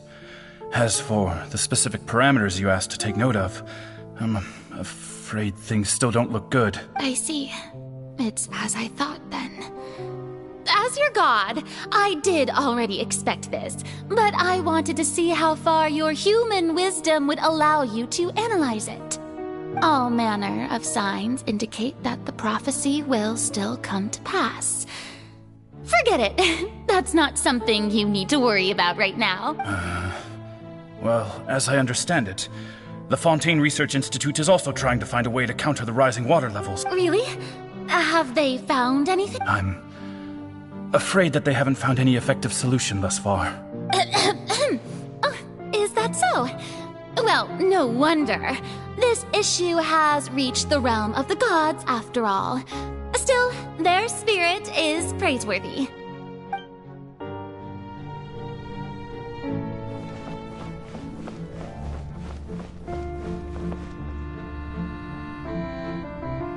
The day is finally over. I haven't had a moment to breathe this whole time. But it's good to see that everything's getting on track. There are no longer any voices of suspicion. Maybe this is fine. I just need to keep going, and everyone will be saved. Alright, Farina, don't think too hard about this. You need rest. Tomorrow's a new day.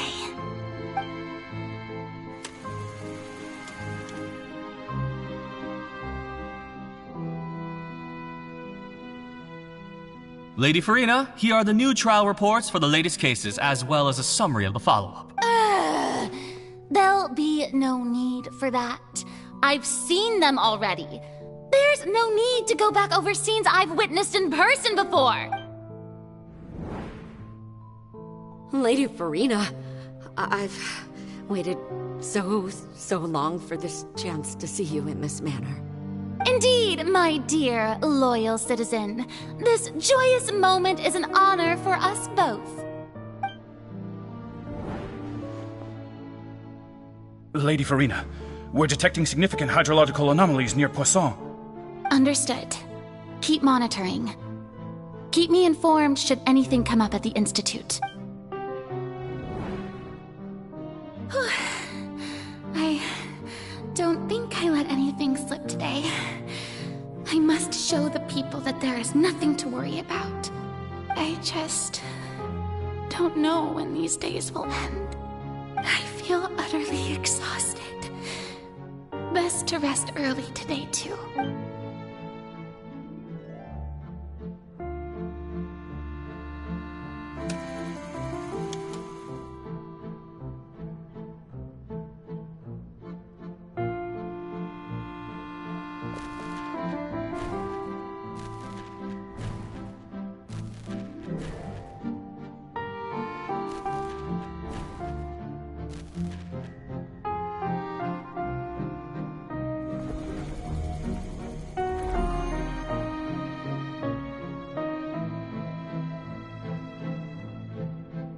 Lady Farina, it's like a dream being able to speak with you up close like this.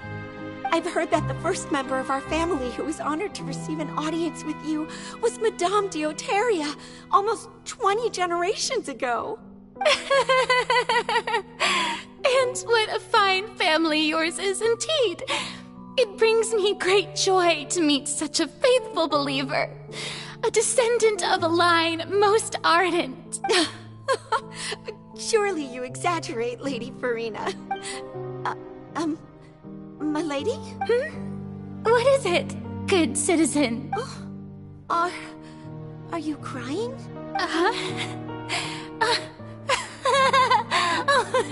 Really now? I didn't even notice. This must be the overflow of hydro from my person. Well, can't quite help being the god whose dominion is the waters, can I? No wonder. No wonder. A manifestation of your power, then. Oh, Archon, I am honored to have witnessed it.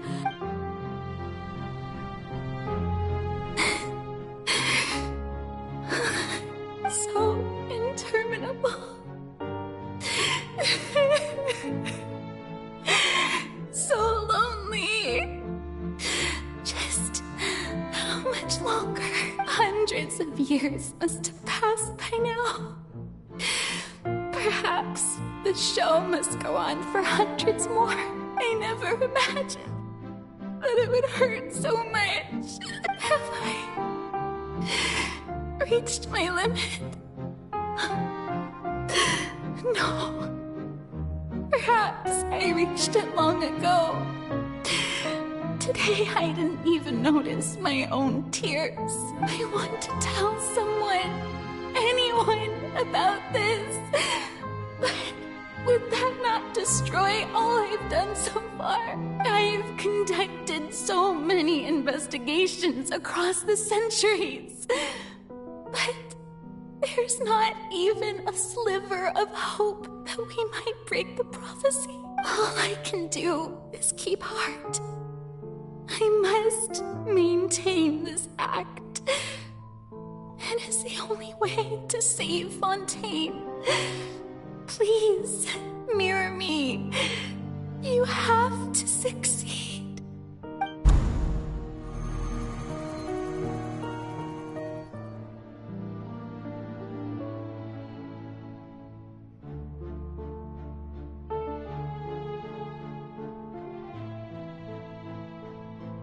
Farina, you don't have to shoulder this burden alone, although I don't know what you might be keeping from everyone. Your people are more than willing to share your burden with you.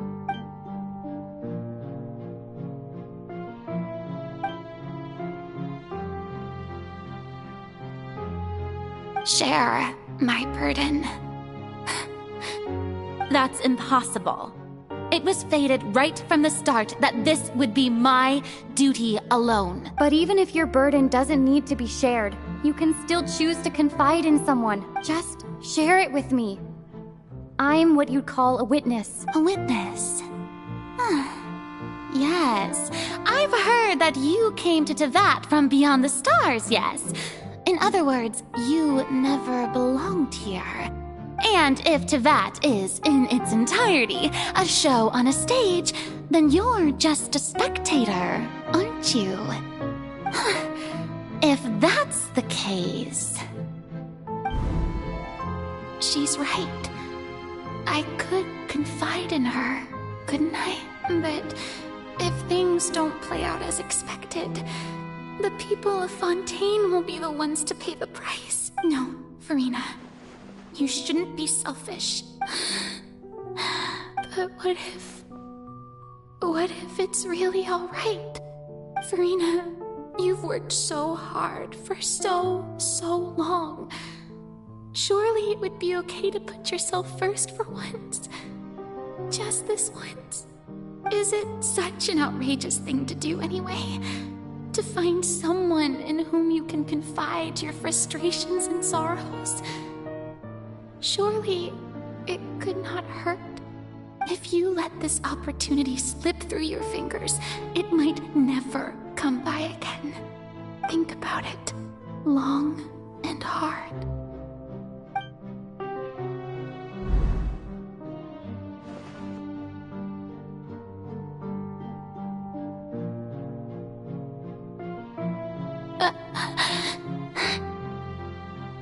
No, I have nothing to say. I am Farina, the Archon of Fontaine. Everything will surely get better. All you need to do, dear spectator, is to witness my performance until the curtains fall.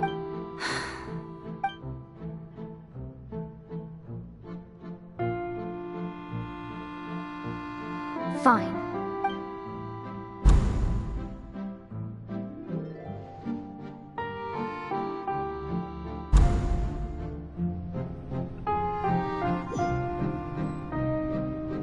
So even Farina doesn't know the truth?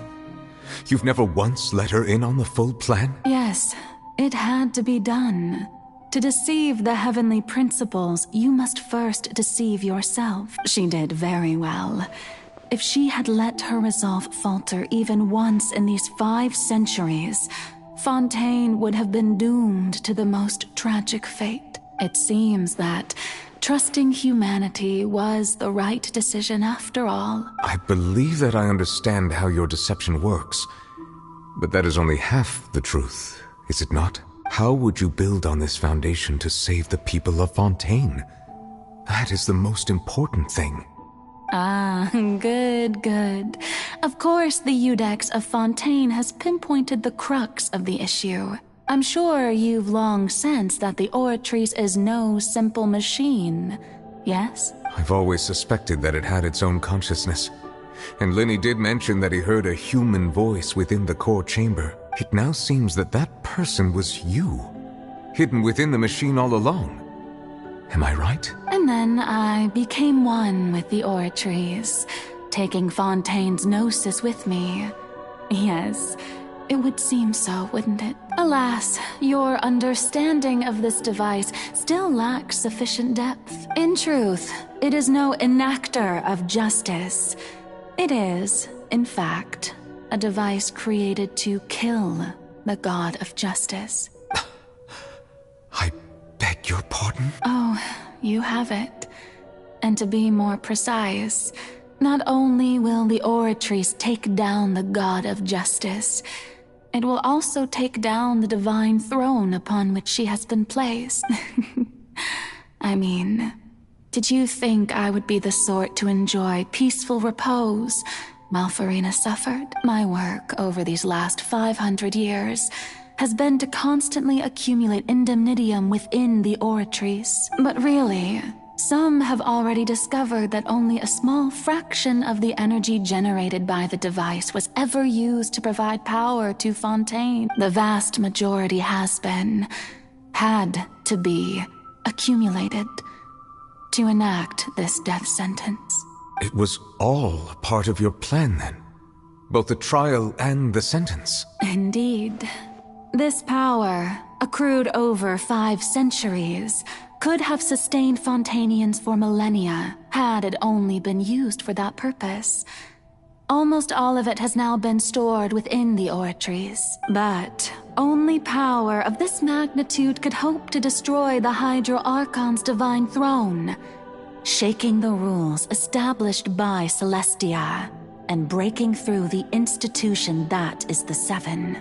So the Oratrice's call for death was for neither Farina nor Focalor, but for the Hydro Archon. The destruction of that divine throne. If I do not misunderstand your intent, you must be... returning what's rightfully yours to you, of course. In other words, this was all done to return the authority of the Hydro Archon to the Hydro Dragon of this planet. But...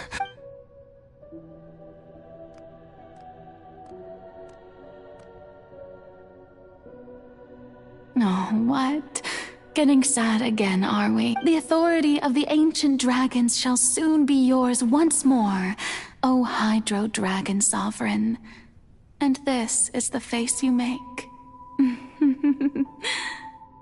all you've done throughout the years is just so you can sacrifice yourself at the very end. I've never quite seen it that way, you know. Even now, I'm quite pleased at how well my deception worked.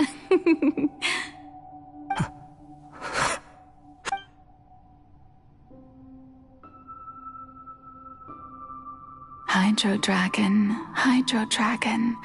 don't cry. I must say, had it been within my rights, I would have loved to judge the heavenly principles themselves. Were they not guilty of essentially the same crime? Egeria stole the power of the primordial sea, and the heavenly principles stole the power you ancient dragons possessed. I, for my part, am the god of justice. And is it not just that your original powers should be returned to you? Speaking of justice, I have always believed that justice lies in the process of pursuing human existence itself. So, if the theft of the primordial sea's might was Fontaine's original sin, then, leaving matters of procedural right and wrong aside, the descent of the Fontainians as humans and their right to exist in this world would be Fontaine's original justice. In other words, existence was Egeria's justice, and to me, justice is the continuation of that existence. Defying the prophecy and ensuring that Fontaine's people shall live on, that should be the justice enthroned over all others. At this point, we, whether it be myself or all other Fontainians, have shouldered the burden of this sin for far too long. Iudex Nervillet, the highest judge in our land, when you regain your full power as an elemental sovereign, what verdict shall you pass upon us? So when I was invited to the court of Fontaine to serve as Iudex, I see now that that was your idea too. At last, I now understand the true purpose behind this position. In the beginning, I was uninterested in human existence. But these 5 centuries of living alongside them have gradually brought about mutual understanding between us. And I have even attempted to feel as they feel. You are a devious one, Focalor. Things being as they are, surely you know that I could never declare them to be guilty.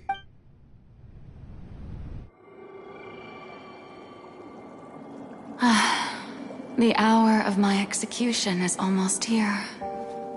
For the sinner, the curtain call has come. I know I may not sound it, but faced with death, I find myself a little afraid. Perhaps this is one thing both gods and humans have in common.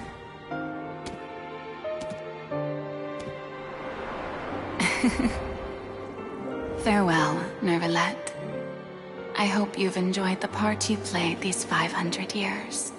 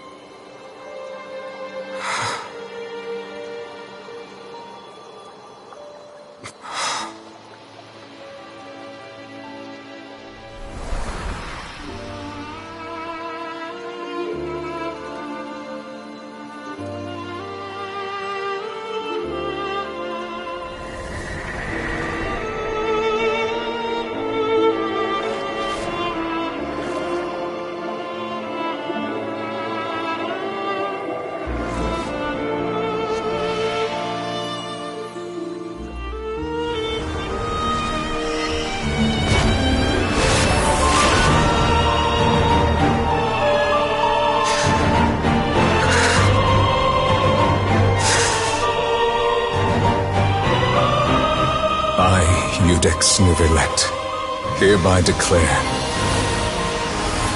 people of Fontaine, your sins are forgiven.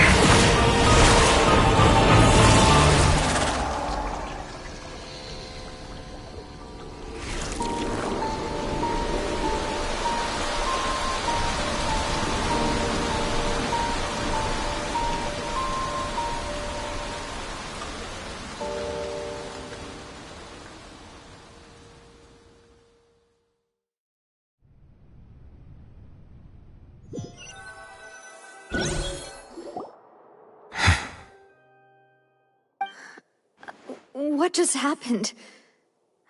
Has the death sentence been carried out? Was that bright light some sort of misdirection? I have a feeling that something huge just happened. But since we're all still alive and haven't been dissolved, I assume whatever happened was good for us. It's time to end this. We must mete out punishment to that beast. But didn't you say just a moment ago that it can't be defeated? I have gained the strength sufficient to deal with it. Through certain means, I now have the ability to separate the power of the primordial sea from that creature. We should seize the opportunity to pursue our quarry. Traveler, now that the oratories can no longer function, I require an executor to help me mete out justice. The root of the calamities befalling Fontaine, the beast that enacts the prophecy. Its name is the all-devouring narwhal. Come with me, traveler. The hour of execution has come.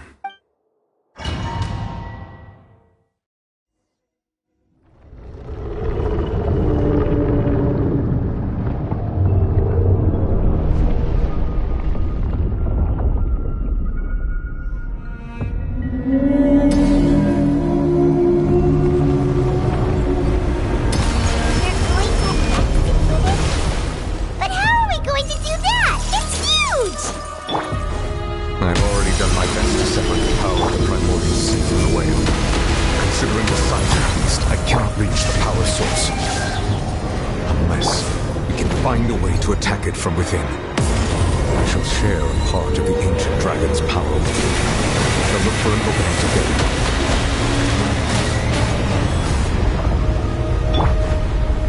Stabilize!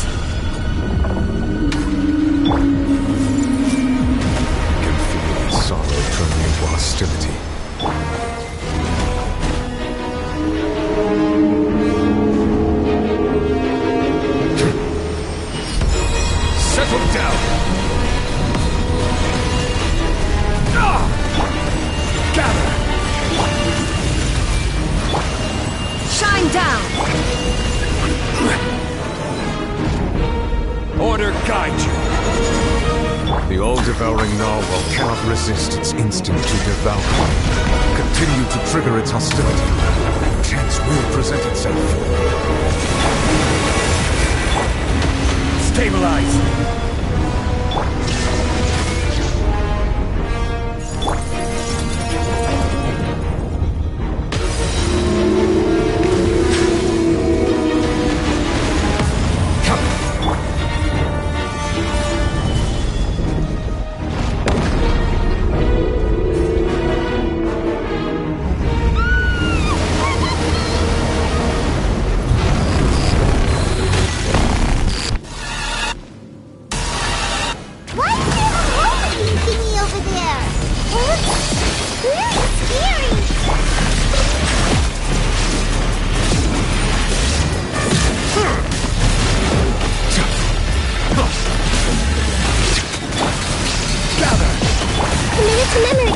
Shattered!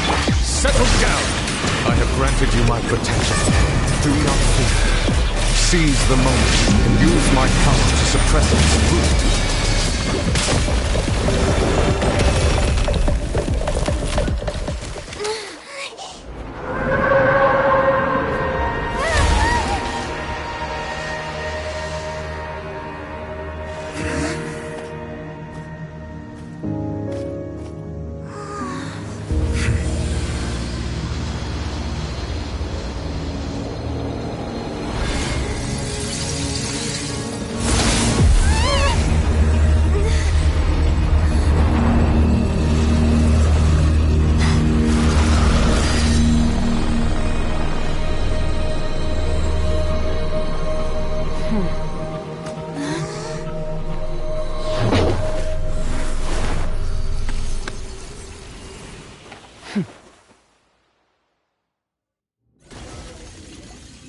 Thanks for helping with the cleanup.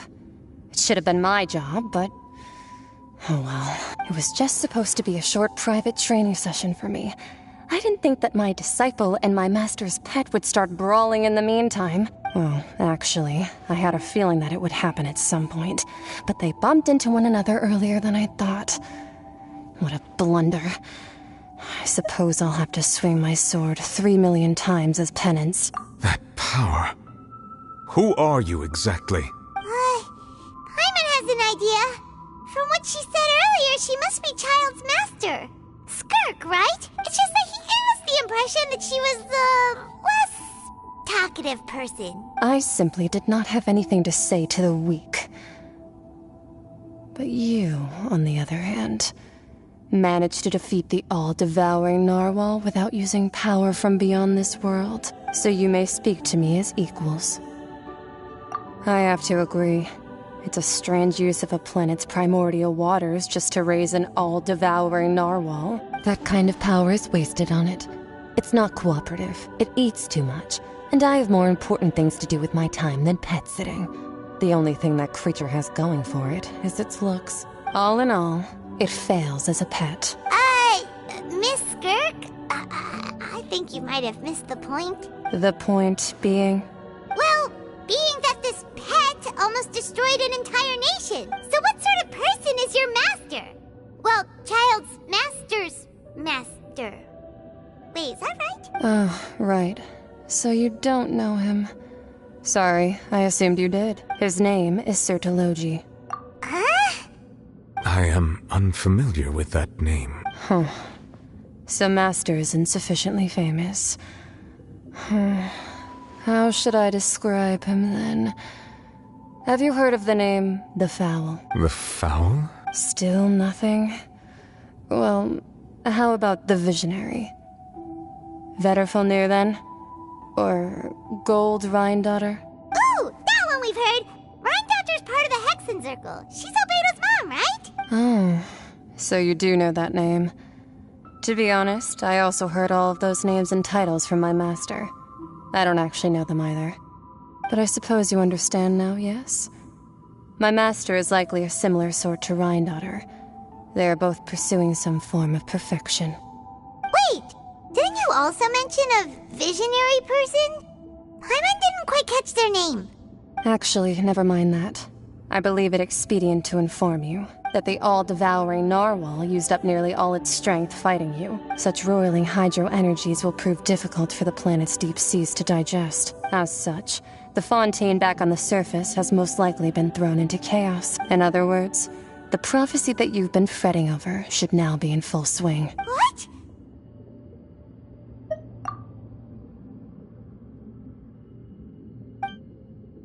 Not to worry. Focalor has already managed to deceive the heavenly principles. In the end, the people will all be dissolved into the waters, and only Furina will remain, weeping on her throne.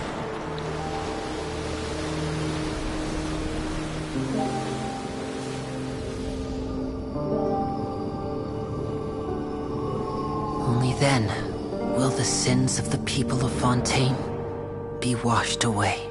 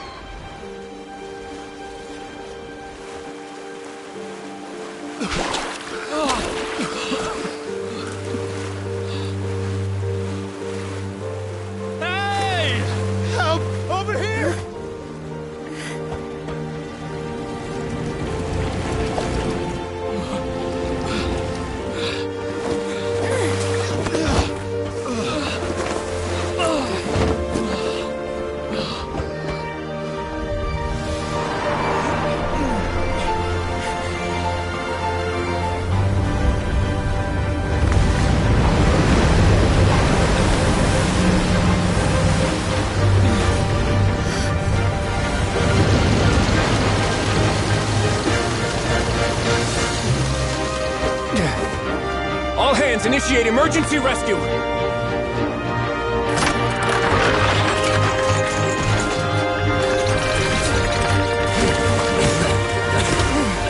Hurry!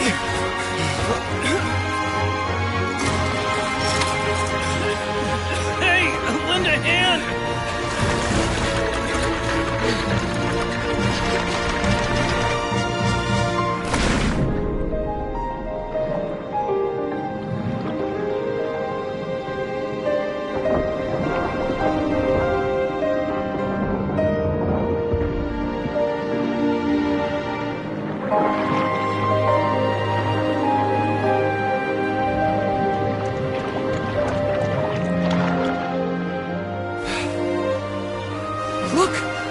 Receding!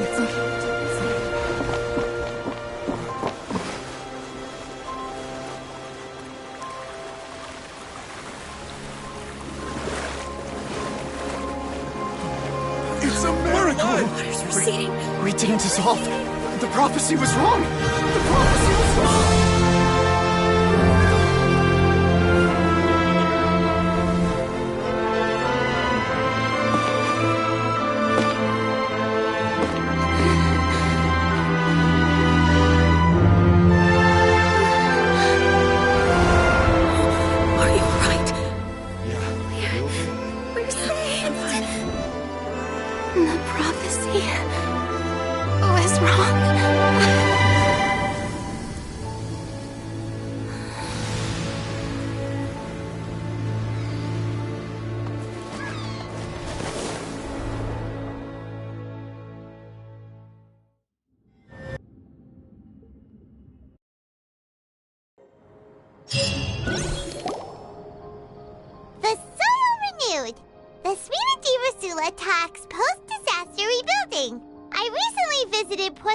To meet with Miss Navia, spokesperson of the Spina di Rosula, and we spoke about Poisson's present and future. Old soil can still give birth to new bloom, Miss Navia stated.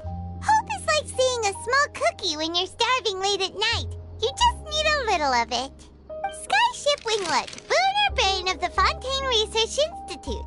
The various disputes that have arisen on account of Mr. Edwin have suddenly become a shield over the Institute. with Jurier turning out to be a once-overlooked hidden gem. People always call the first researcher mad, but few know what to call the second. And should that latter person achieve a miracle, they would find it all the harder to find a word with which to classify him and his team. Wow! Paimon barely recognizes the people in the reports. Are those really Jurier and Navia? They sound like real big shots. What do you think? Pretty enthralling, huh? The Steambird's idea was pretty simple. With the disaster just having passed, we would print a free edition packed to the margins with good news to calm people down. The value for these big scoops lies in their inevitable follow-ups. We'll publish further reports and go into the stories behind those people. Edwin's assistant, Jurier, created a true flying ship, while Navia is leading people in the reconstruction of their home. I'm sure that these stories could draw even your well-traveled eye. Paimon's curious too! Wait a minute. Didn't we watch everything happen from start to finish? What's there to be curious about? And that's exactly why I'd like you to come conduct interviews with me. You're the best incubators of news, if you haven't noticed. And also, with you around, I'm sure I'll get to see that Duke. Are you sure? Hasn't he turned you down several times already? Oh, this time will be different. Come on, let's head to Poisson first, and then make a trip to the fortress. There are some things you'll only know when you get there.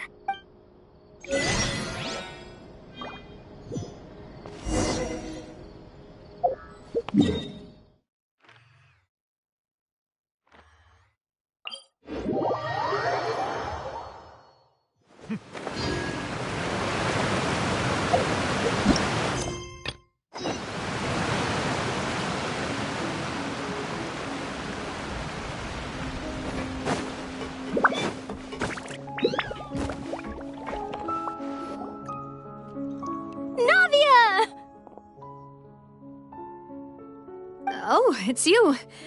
What brings you all here? Hey, we're just having a look around. I'm here to update myself on how things are going here. Oh, the Fatui are here too. Let me introduce you. This is Mr. Garunt Snežević. He represented the Knave in sending us a large amount of supplies, and is helping with our work. Our residents are hard at work as well. Thanks to everyone, work is progressing nicely. We've lost a lot of people, but we're moving forward. That will have to be enough. Hello, Miss Charlotte. I'm a big fan of yours. I especially like that article you wrote last year about Fontaine's stray cats. But if you don't mind, could you not emphasize our role too much in your report? It's not charity we're doing here. We just happen to share the same interests as the Spina. I get where you're coming from. I'll keep it as simple as possible. Or would you be willing to feature as friendly neighbors? That would be fine. Thanks. Oh, you're back too. How are things? We finished laying down the construction materials. It'll be another hour before the workers are able to go over there. Huh? You're here too, Clorian? Well, her reputation's greatly risen after that whole duel business with Miss Farina. So she's here in Poisson to wait out the heat. All right. She really came here to help me out. There's too much to consider in the reconstruction of Poisson. The Spina has need of more decision-makers. And, well, I do already happen to be connected to Mr. Callis. Oh, wait just a moment. Do you mind me asking a few questions? You know, about how you felt before the duel, about what it was like facing down a god. There's lots of exciting material there, I bet. Forget it. I'm sure you can find a better theme than that, Miss Charlotte. I see you're the same as always. Couldn't you do me a favor, for Navia's sake? Well, if we're talking about doing things for my sake, you might as well just take a few more photos of me. Or of the Traveler. It's better than wasting time persuading Clorand, at any rate. Of course I will. I'm not gonna let her off that easy. All right, then everyone who wants to be in the photo, gather up. And smile.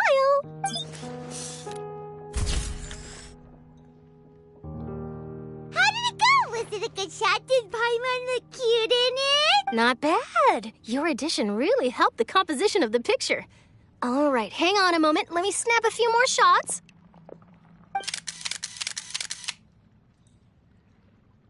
All right, that should do it. I'll be back here later anyway, so let's call it a day. You're very quick. Speed is of the essence when it comes to the news, and freshness is the key. Also, not to brag, but I'm pretty good at building connections. Who knows? I might eventually get that interview with you after all, Miss Clarande. Wow, you really do have that never say die spirit. I'm impressed. I'll hazard a guess that this is how you got that interview at the Fortress of Meripede. Whoa, you're well informed. Let me make a guess too. I asked Sigewinne who told Monsieur Neuvillette, and he told you, right? That's a very complete information chain. In truth, all Monsieur Neuvillette asked me was, when did the Fortress become so friendly towards the media? I told him that it was best not to speak too soon. There's no guarantee that Ridsley will make a personal appearance. You're right. I've got to treasure every moment I have with them. In which case, I'll be making a move first. Stay safe now. And tell me if you hear anything interesting. I'll treat you to afternoon tea in exchange.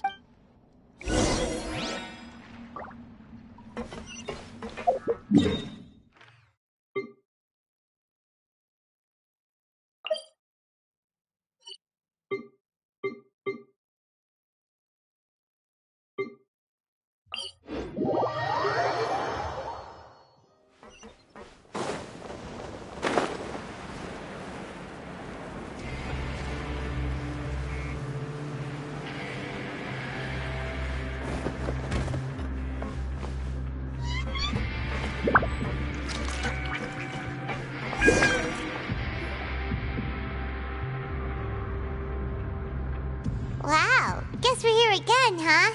There's a real nostalgic feeling to this place. Looks like you've been missing us. Duke! Did you come all the way to the entrance to greet us? Of course. I'm here to welcome you and our dear Miss Charlotte, whom our good head nurse recommended to me. It's an honor to finally meet the much-rumored Duke. Thank you for consenting to my visit to the fortress, sir. No need to thank me. But that said, I shouldn't be the focus of your interview. I trust you recall our agreement? Of course, of course. All right then, this way.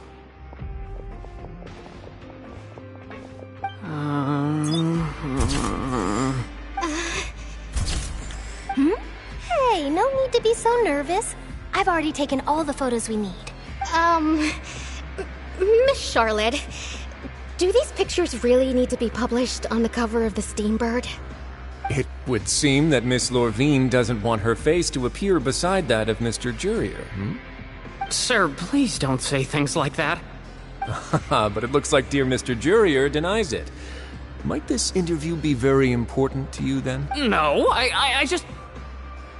This is my first time being interviewed, and I'm very thankful to the Steambird for... Now, I might not look it, but I actually did meet Mr. Edwin once. And I'll be honest, I enjoyed chatting with you more. You've definitely got more of that genius vibe going on. The boat that brought about a miracle, the ark that saved the people. Why, you recreated a myth back there, like an emissary of legend. Still, if I might ask, where's that flying ship now? Huh!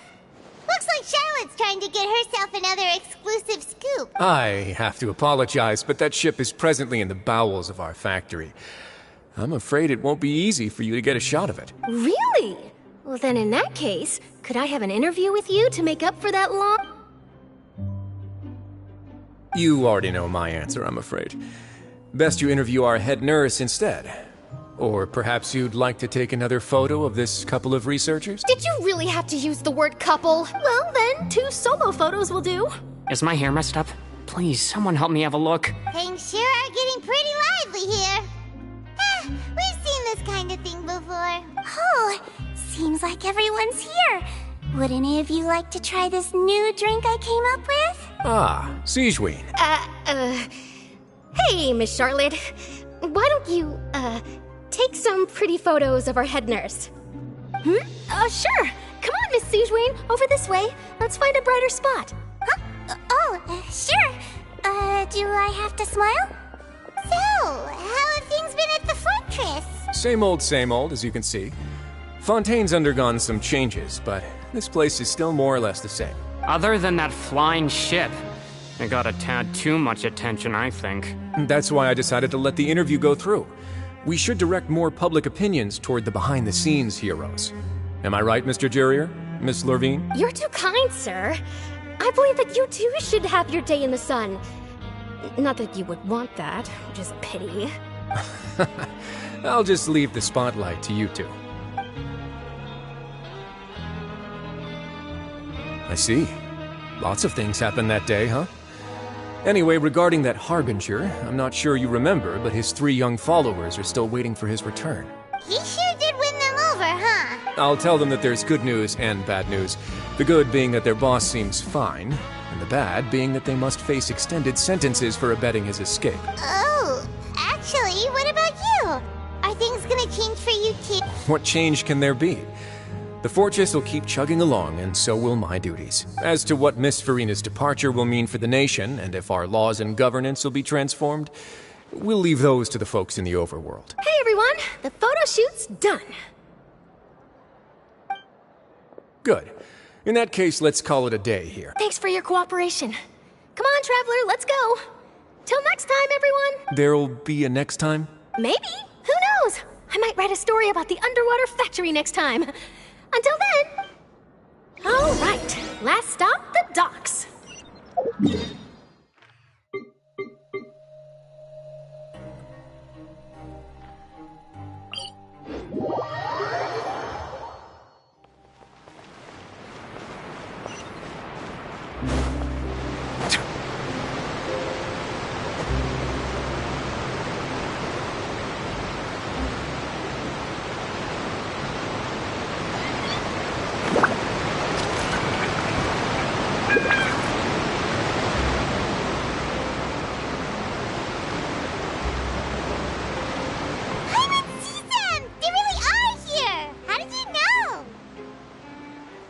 Navia mentioned that she stayed in touch with Linny and the others after working together.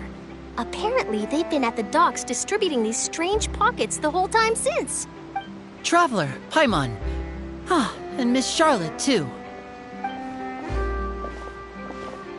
Would you like a magic pocket?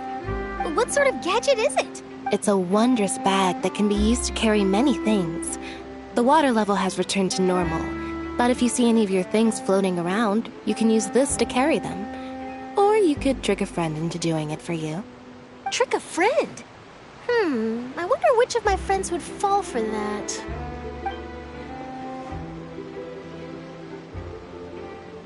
You could just make a friend like Fremine here. Isn't that right, Fremine? Is this what you meant by, I'll help you make some more friends? To be honest, that sounds pretty sweet. Could I have your contact, please? Sure. Please, write down my address. You sure are working hard to help Fremine socialize. He was the one who proposed doing this. He even wants to assist in our magic shows. Yes, I was planning to first introduce Pear as an assistant, and later Fremine himself. In the future, I think we can leave underwater escape magic to him too. That said, would anyone want to see a diver escape underwater? Oh, it'll work out. Every journey begins with the first step. He'll become a part of our show eventually. Lynette, could you come over? Miss Charlotte says she wants to take a picture of us. Got it. My, that Charlotte is rather perceptive. She got rid of everyone the moment she realized I had something to say to you. So, how have things been, Traveler? Father says that you did a great deal during the latest events.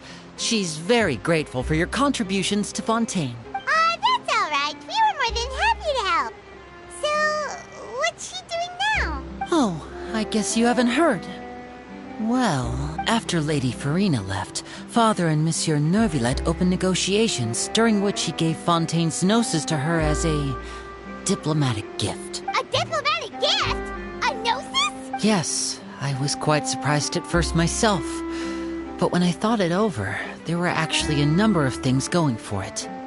It could have been done as an apology for the incident with Lord Child, or as thanks for his help in tying the all-devouring narwhal down. Furthermore, father did also lend significant aid to Fontaine and Poisson. Well, that's true, but this is a gnosis we're talking about. Doesn't this seem a bit irresponsible? I would agree, but I've also heard that it seems that Monsieur Nervulette has had a significant change of heart regarding the matter.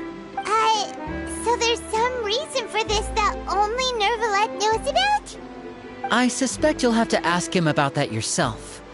Ah, yes, speaking of which, I did see him strolling around the entrance to the Fortress of Meripede a while back. But back to the topic. The gnosis was given to the knave, right? What about Child? They say that he's returned to Snezhnaya to recover from his wounds. I hear that the recent disaster really did a number on his health. That's true. When you think about it, we've had loads of run-ins with the Fatui. To think we'd be allied with them this time. So shocked by such a simple switching of sides?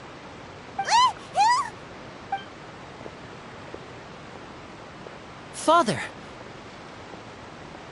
Well, what do you know? Come to the docks to see how my children are doing and meet the traveler by chance. Please do not pay my accomplishments in Fontaine too much mind.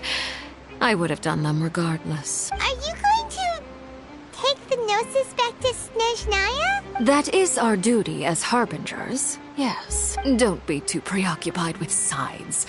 The goal of the Fatui concerns not a single place or person, but the entire world. With such a grand goal in mind, it is inevitable that we must wear many masks. Switching my masks is something I've always done. Well, that depends on many things. No one truly knows what the future holds. What good is honesty if you can't rely on it forever? As for you, I very much look forward to our next collaboration. Good things cannot be achieved alone, and you've proved yourselves to be great partners. A vision? All right. I'll remember to return it. Thank you for keeping it safe for him this entire time. And that's a wrap for me. Huh?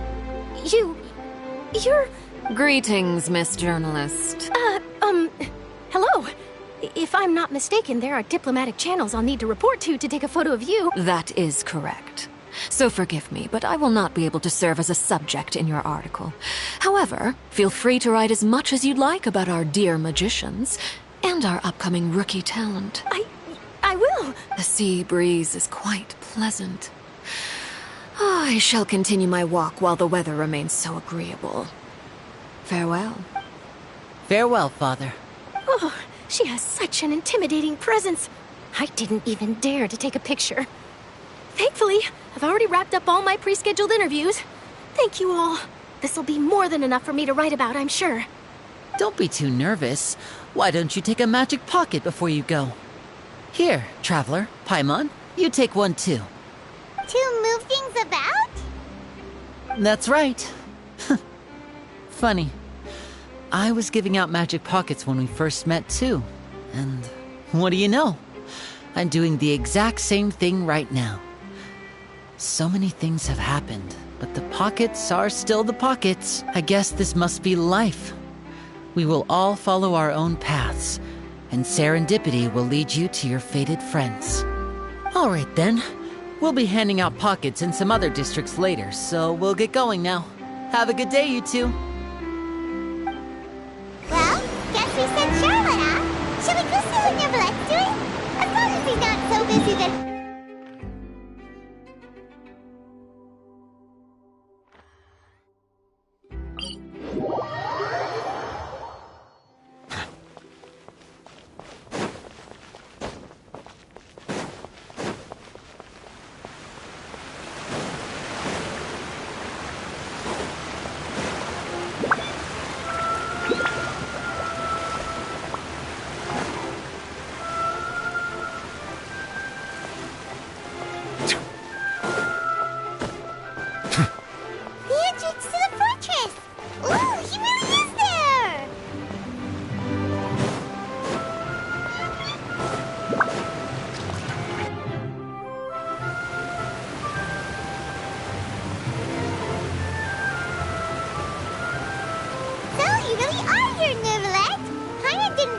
going to have free time this hour of the day.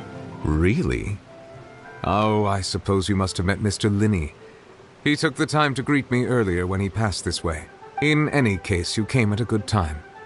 I was just considering reaching out to you to set up a meeting, so I may explain some things that I haven't had the time to before. Aw, Paimon's glad that you remembered. Thank you for keeping us on your mind, what with you being busy and all. Alright, let's have it then. How was Fontaine actually saved? The whole business is still quite the mystery to us.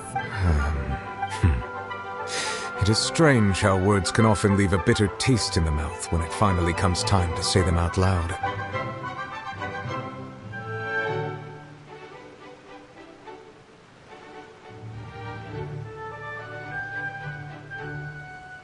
Whoa. So that's what happened?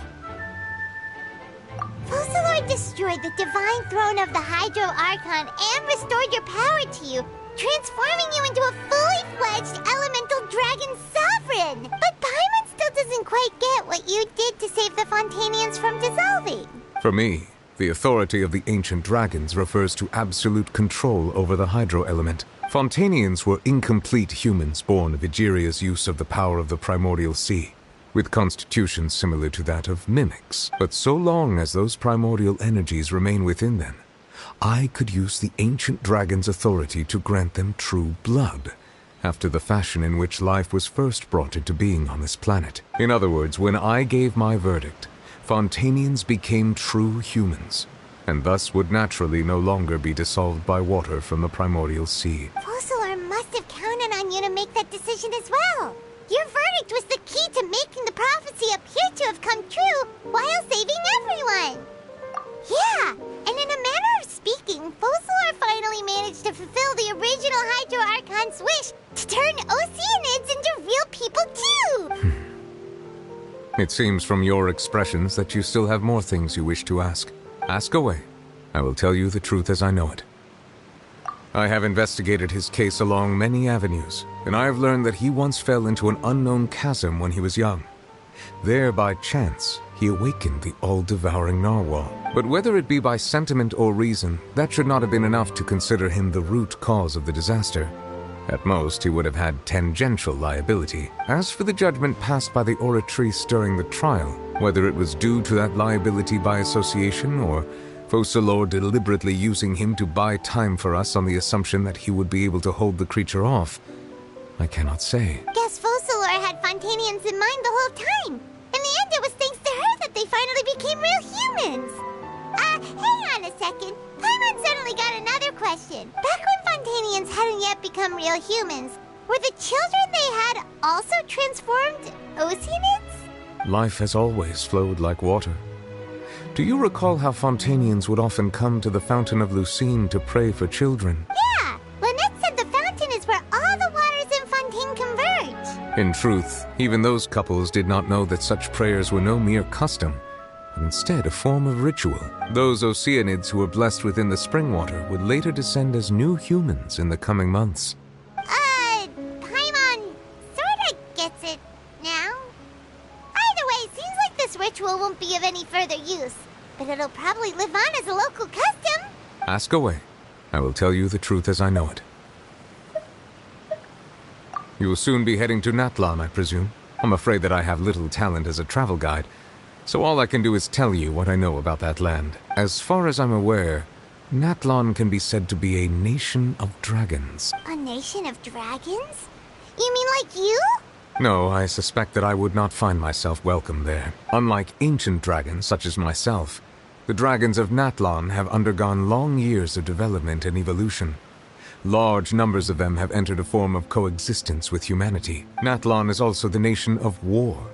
War ravages those lands like an undying flame. There is one other piece of information I got incidentally from my negotiations with the Knave that I believe may be useful to you. The harbinger known as the Captain has thrown his hat into the endless ring of war. The Captain. Sounds like a real tough customer. Seriously, everywhere you look, there's a Fatui harbinger doing their thing. I suggest that you fully prepare yourself before going to Natlan. In the meantime, Fontaine's doors will always be open to you. Ask away. I will tell you the truth as I know it. Yeah, about that. Risley said Farina has already left. What Ah, Lady Farina. The people are only aware that her death sentence has not been carried out. She abdicated the post of Hydro Archon and left affairs related to that title to me, before leaving the Opera House. I related Focalor's words to her faithfully and completely. After hearing them, she seemed neither saddened nor comforted. She simply said that she was tired and needed to rest. Having said that, she then packed her things and moved out of the Opera House, not unlike how an ordinary person might. But she's still got a place to stay, right? You need not worry. I will make arrangements to ensure that she will not want for food, clothing, board, or travel. In truth, I am somewhat happy for her. The wear and tear on her spirit will, of course, take time to heal. But now that she no longer has to play the role of Focalor the Hydro Archon, she can finally lay down her burdens and lead a normal life. What about you then? What are your plans now that you've regained your full powers as the Hydro Dragon? After Focalor passed on, the Oratrice also ceased to function. This matter will directly affect our trials. After much careful consideration, I've decided to take over its role in our courts. From now on, I shall hear cases and pass verdicts by myself. Looks like you're still considering stuff from the perspective of the Udex, huh? As an elemental dragon, there are indeed many things that I must do. But this power and this duty, in a manner of speaking, you could say that both were granted to me. As such, before I attend to my other responsibilities, I must first and foremost continue to serve Fontaine as its highest judge. The duty of the Hydro Sovereign and the duty of the Udex shall coexist within my person. Additionally, the Hydro Archon's departure has brought about another problem, which is that the Opera House shall no longer produce indemnitium. That's true. That power was derived from the people's faith in the Hydro Archon, wasn't it? Wait, but the various mechs and machines in the city are all still okay. Where are they getting their energy from? As I am now, I have full command over New Musia, and it can serve as a complete substitute. Another reason why I cannot quite leave Fontaine immediately. Wow. This ancient dragon's authority stuff is really quite useful, huh? Ask away. I will tell you the truth as I know it. Oh, that's right! They say you've given it to the knave as a diplomatic gift or something! Leaving aside their intentionality, the two Fatui Harbingers have indeed done much for us during this crisis. Their sole remaining goal in Fontaine, at least at this point, would seem to be the Gnosis. The Oratrice has ceased to function. The Hydro Archon's divine throne is now no more, and I do not need the Gnosis's power. As such, it has lost all meaning for Fontaine. If the Fatui have impure designs, we might as well accede to their request now, and avoid unnecessary conflict. What complicated considerations! Paimon thought you were just giving it to them out of gratitude to the knave and as an apology to Child. Ask away. I will tell you the truth as I know it.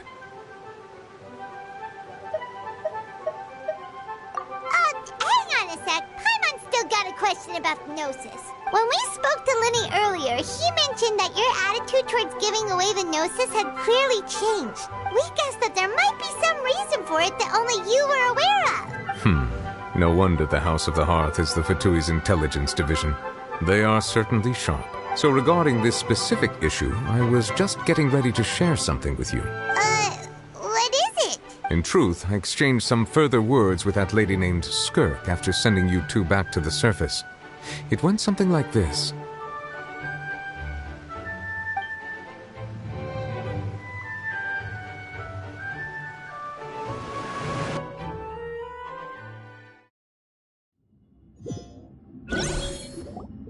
Well, we're going to head topside to see what's going on. You hurry over soon as well, all right, Nervalet? What next? The all-devouring narwhal isn't here, so I'm no longer getting any interference. I can finally catch the scent of your power. What it's made of. It is the authority of the planet's primordial dragons, but with something very similar to a god's curse mixed in. It's quite a novel blend. I'm sure I've encountered something like this before. What was it again? I do not know what you speak of. Of course. How could I forget? You should have the remains of the third descender on your person, yes? Remains? I've never heard of any such thing. According to your parlance, I believe it may be called a gnosis. Well, that much is true. After Focalor's divinity faded, she handed her gnosis to me, but I fear I have never heard of it described in the manner that you just did. I've been training with my master, the Fowl, ever since I was young, and I have never returned to the surface since. So most of the information I possess, I got from him. It is only natural for those who are greater than humanity to possess a different sort of common sense, which is why there are so many problems in our attempts to communicate with humans. Regardless, you should probably get rid of objects of misfortune to prevent any disasters from befalling you. To live in itself is a blessing. But once a person dies, the bonds he once had with this world shall all turn to curses. What do you mean by that? No need to fret. These are just my personal thoughts, and my reason for no longer wishing to return to the surface. This third descender you refer to, who are they? And when did they die? Master never mentioned them to me. Perhaps it just wasn't that important for me to know. If you're interested, though, I could ask him. I'll be sure to pass the answer on to you next time. Next time? You believe we will meet again? I do. Wait. I have a disciple of my own, don't I? He can be the messenger then.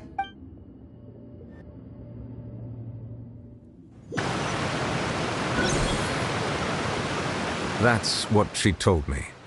Whether it would prove useful or not, I wanted to pass that information on to you. The remains of the third descender? So that's what the Gnosis actually are. Paimon just thought they looked like chess pieces. How could they be a person's remains? All the same, assuming that there was no misunderstanding or special metaphor at play, that is what she meant to say. And she said that it would bring misfortune and that you should check it, which is why you gave it to the Fatui. If she speaks the truth, then I would simply be putting Fontaine at unnecessary risk by keeping it here.